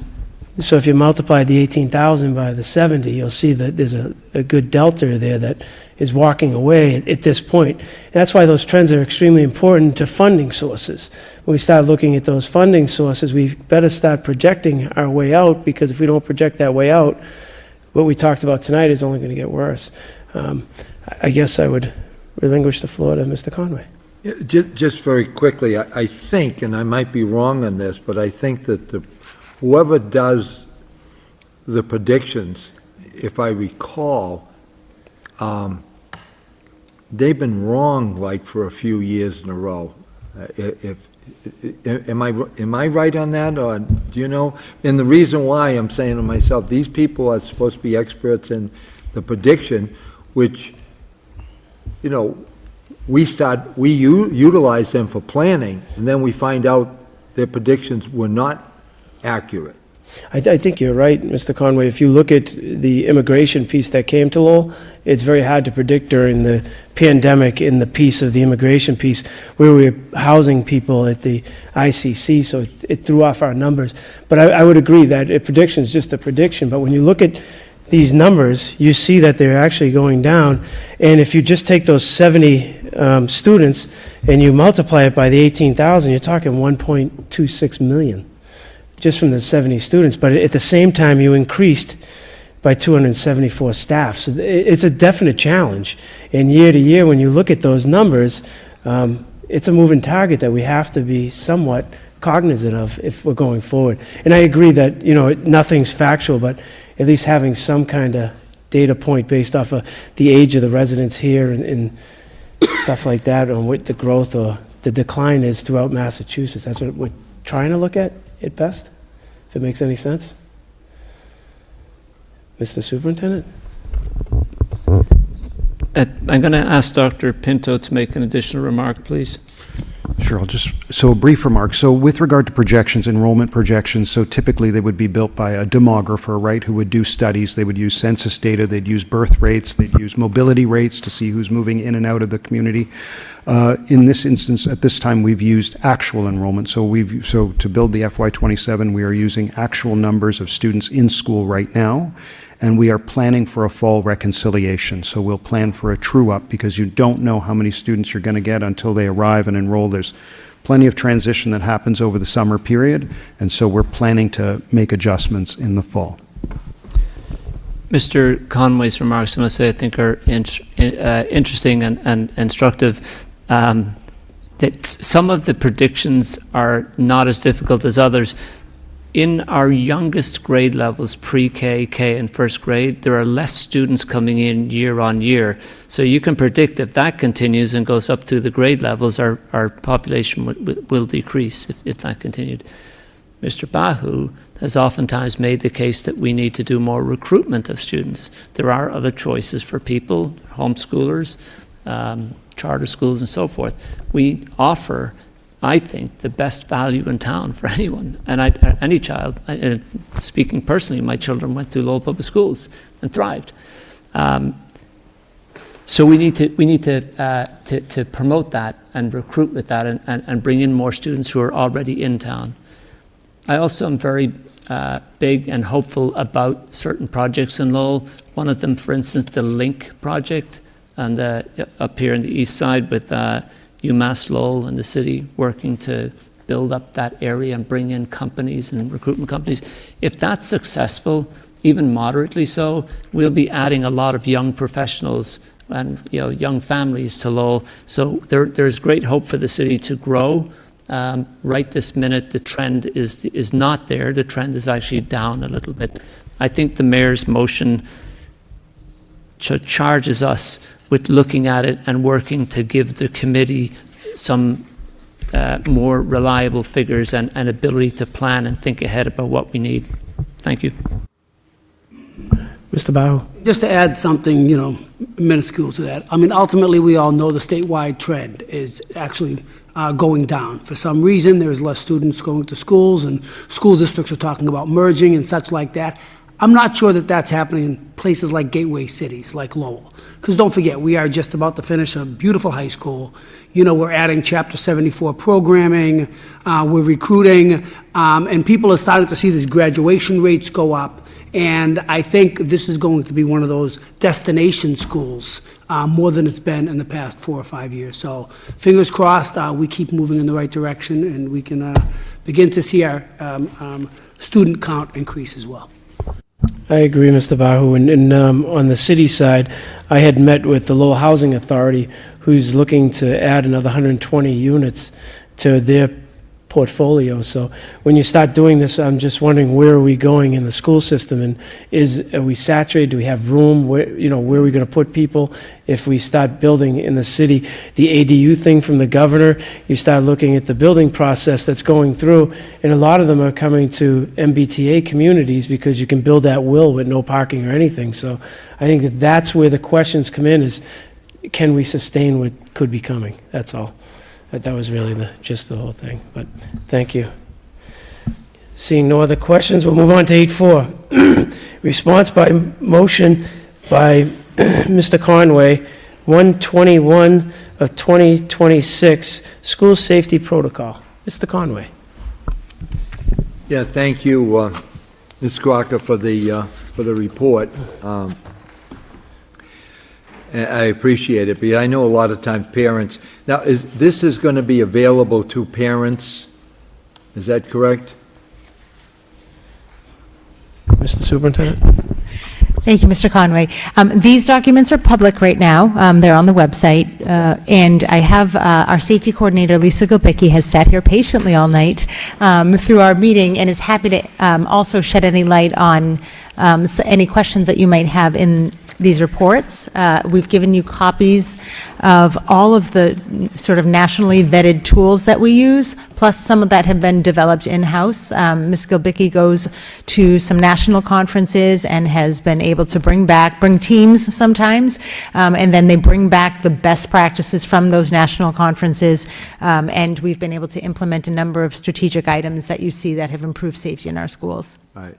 No, I appreciate that. And again, I think we try to do the best we possibly can to make the schools as safe as they can, because, I mean, let's face it, there's nothing more precious than the safety of our children. However, I'm still a stickler on having an outside company come in and do an audit. And apparently my colleagues disagreed with that, and that's fine. But I think that, again, if down the road, if we can somehow be able to free up some money and even do it on a it doesn't all have to be done in 1 year. I mean, I know they did it out at the Voc, and, you're talking about one school, but as I was told by some experts, that it could be done on as we know, we have 3 levels. It could be done at one level 1 year and the next level in another year. But I think going forward, that's something that we should have in the back of our mind and not forget it. Because again, I mean, this is great. There's no doubt about it. But, when you talk to individuals that, police officers and so forth, and, they'll tell you that subject matter experts, that's the key. I mean, if you take a look at police, I mean, I saw probably 4 or 5 police officers today. Well, one's directing traffic, another one is pulling over somebody that's speeding, somebody else, there was an accident, it was a hit and run, and I see a police officer chasing them. So the bottom, what I'm saying is, they're doing all those things. They're great, they know, and I've worked with the police for many, many, many years, and they'd be the first ones to say that subject matter experts, they're the ones that deal with this day in and day out, 24 hours a day, and not just going to conferences, but they're individuals that's their expertise. It's just like, for example, and people have given me this example, and that is, if you go to your doctor and you find out, your general practitioner, and find out you have cancer. Are you going to have the general practitioner take care of it? No. You're going to go right where the subject matter experts are, so they have the best shot at it, because that's what they do day in and day out. You see that ad on Brigham and Women's, and they talk about the heart surgeries and so forth. It's not like they do 2 or 3 a week. They do literally hundreds a week or months or whatever it may be. So I think that in the back of our mind, I think we still should be thinking going forward to bring in an expert, a company that does this for a living. And again, that's my little spiel right now, and I'm sure it's going to be forgotten in a couple of minutes, but I will be bringing it up again sometime soon as we can free up some money. And let's face it, Mr. Superintendent, not all the money is at central administration or the classroom. There's other monies around too that we can take a look at. Look at the consultants. As you have said many, many, many times, you hire the best. You've got the best. I'm sure the mayor would agree with that too. But you know what? If we have the best, why are we paying so much money time and time again for experts from all over the country? I'll bet you we have the expertise to handle that. And I know you're going to argue back and forth. You'd argue with Jesus and the 12 apostles. I get it. But that's just a little something to keep in the back of your mind. Thank you, Mr. Mayor. I appreciate it. Thank you, Mr. Conway. 8.5, motion, response to motion by Mr. Bahu regarding cost for transportation for homeless students. Mr. Bahu. Mr. Pinto, thank you so much for this report. As you can see, I mean, we spend an awful lot of money on transportation. I see our transportation budget for FY26, based on the report, the budget report you gave us today, is $15.3 million. And I'm looking at some of these budget numbers, this overview of, us sharing expenses with other towns and some students riding over 40 miles round trip that may be in district, or some students riding 40 miles round trip that are out of district. Are these numbers reflected in the FY26 transportation costs? Mr. Superintendent? Dr. Pinto, please. Thank you, Mr. Superintendent. So we had anticipated certain homeless costs for homeless transportation. The number of homeless students that we've received and have had to transport has exceeded those expectations, and so we are making plans for FY27 to see an increase in transportation costs. So ultimately, how much have we seen increase? Because I know there's been some transfers of $200,000 for transportation increases. Can you say how much has increased for this particular year?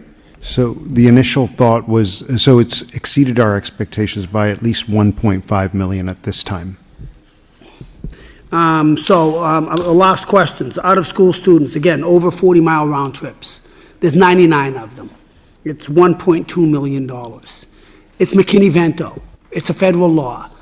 Do we know if the federal government is offering some types of funding or where they may reduce what their requirements are? Or is it just, we're to expect these added costs and McKinney-Vento is really not going anywhere? We are expected to assume the large portion of the cost. We do receive some small reimbursements from McKinney-Vento and then also through Circuit Breaker for transportation. And when you say small, do you mean like 10, 14%? Is that what you refer to in small? I wouldn't want to anchor on a number at this time. I can certainly get you that information, but it's a fraction of the cost. Thanks for this report. Appreciate it. Thank you, Mr. Bahu. 8.6, response to motion by Ms. Del Rossi, 3426, regarding receiving grant award process. Ms. Del Rossi.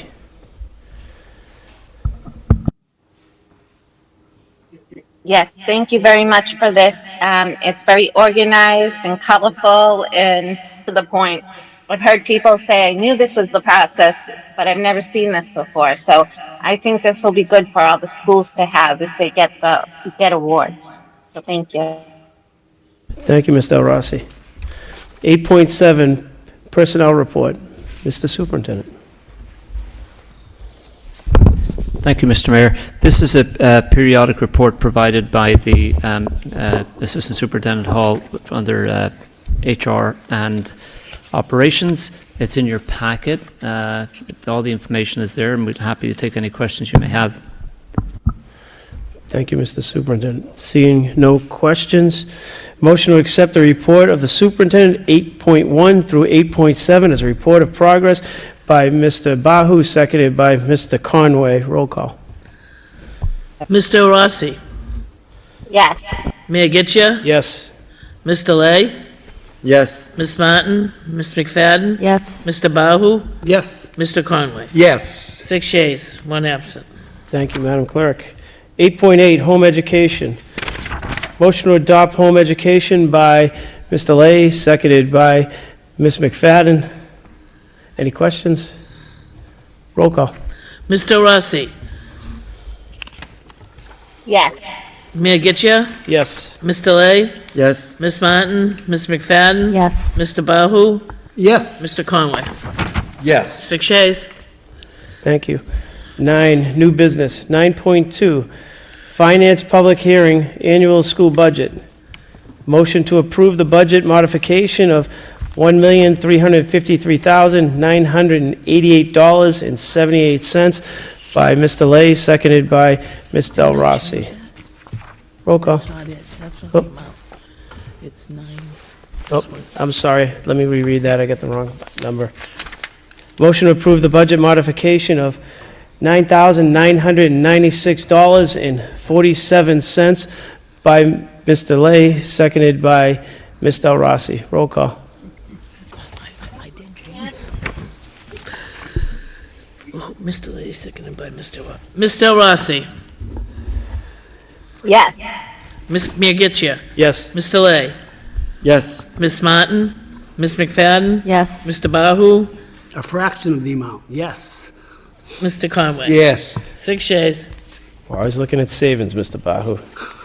9.3, approve to accept and expand allocated FY26 awards.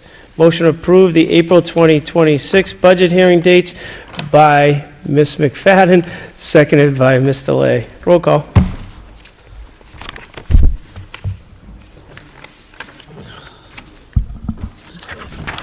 I just have a question in regards to this. Have there been any budget hearings as of yet?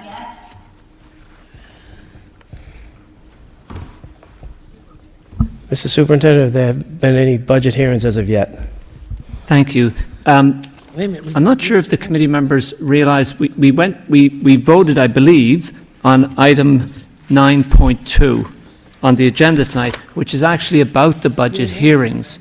So previously, we've given the school committee a draft of the budget outline of throughout the spring, and it called for some budget hearings in April. So the committee, we're reminding the committee that this is something you have accepted previously, and we want to confirm with you that we, if you agree, we'll vote tonight, and we will post and publicize budget hearings. I believe that the general expectation was that we would have budget hearings during our 2 April meetings, as well as potentially on the middle Wednesday between those two. So in other words, 3 public budget hearings. Okay, I know we approved it on December 17th, and I know that there was supposed to be one in the beginning of March, so I'm wondering if there was a public budget hearing in the beginning of March for participants to come to. So, Mr. Rossi, we've followed the calendar that we've given you at each of the meetings. There were budget items on the meetings as they were, as we had shared with you, but not a budget hearing. That you have approved previously a budget hearing, 3 budget hearings, I believe. They are going to be in April, and that's the item that we're talking about. We still want to be, the committee apparently has already voted on this tonight. I'm just emphasizing this to make sure people understand that it seems like we're in agreement to have our budget hearings 3 Wednesdays in April. Okay, what's the ones that the public can come to? That's correct. All right, thanks. Will this? Any other questions, Mr. Mayor? Bahu? Thank you. Will this be an overview of the budget? Will we be hearing a overview of the budget in the first meeting at the next school committee meeting? Sounds like it'll be April 1st, April 15th, and maybe April, whatever, in the center, April 8th. Generally, at the beginning, yes, Mr. Bahu. And when will we be expected to receive our budget books, if that's the case? So in time for the first of the hearings, so by April 1, presumably. So will we expect that with our packet? Could we get it That's any correct. earlier? Could we get it any earlier? Dr. Pinto? If it's ready sooner, we'll happily share it, yes. Okay, it would probably be best. I mean, there's a lot to it. There is, And it would be nice if we could have it more so than just over a weekend. certainly. So maybe a week before that meeting would be very appreciative. Thank you. Thank you. Yep. Yeah, just one quick question, Mr. Mayor, through you Sorry, to the Mr. Conway. superintendent. I mentioned this, Mr. Superintendent, I mentioned this last budget, when we put the book together. I mean, the lettering was like this small. I mean, is it possible? Because I showed you, I brought down 3. I almost got a hernia out of it to show you that, no, that's not the way has been done in the past, where people could actually read it. So it'd be nice if it was a little bit larger. Thank you, Mr. Conway. We'll we'll do our best to accommodate you, yes. Yeah, well, yeah, that's to accommodate all of us, yes. Thank you. I think Mr. Conway's talking about me and my glasses. Thank you for thinking of me. All right. With that, any more questions on 9.2? All right, we're going to move on to 9.3. Approval to accept and expand allocated FY26 awards. Motion to accept the April 2026 budget. Oh, we already did that. It just got crossed over. Okay.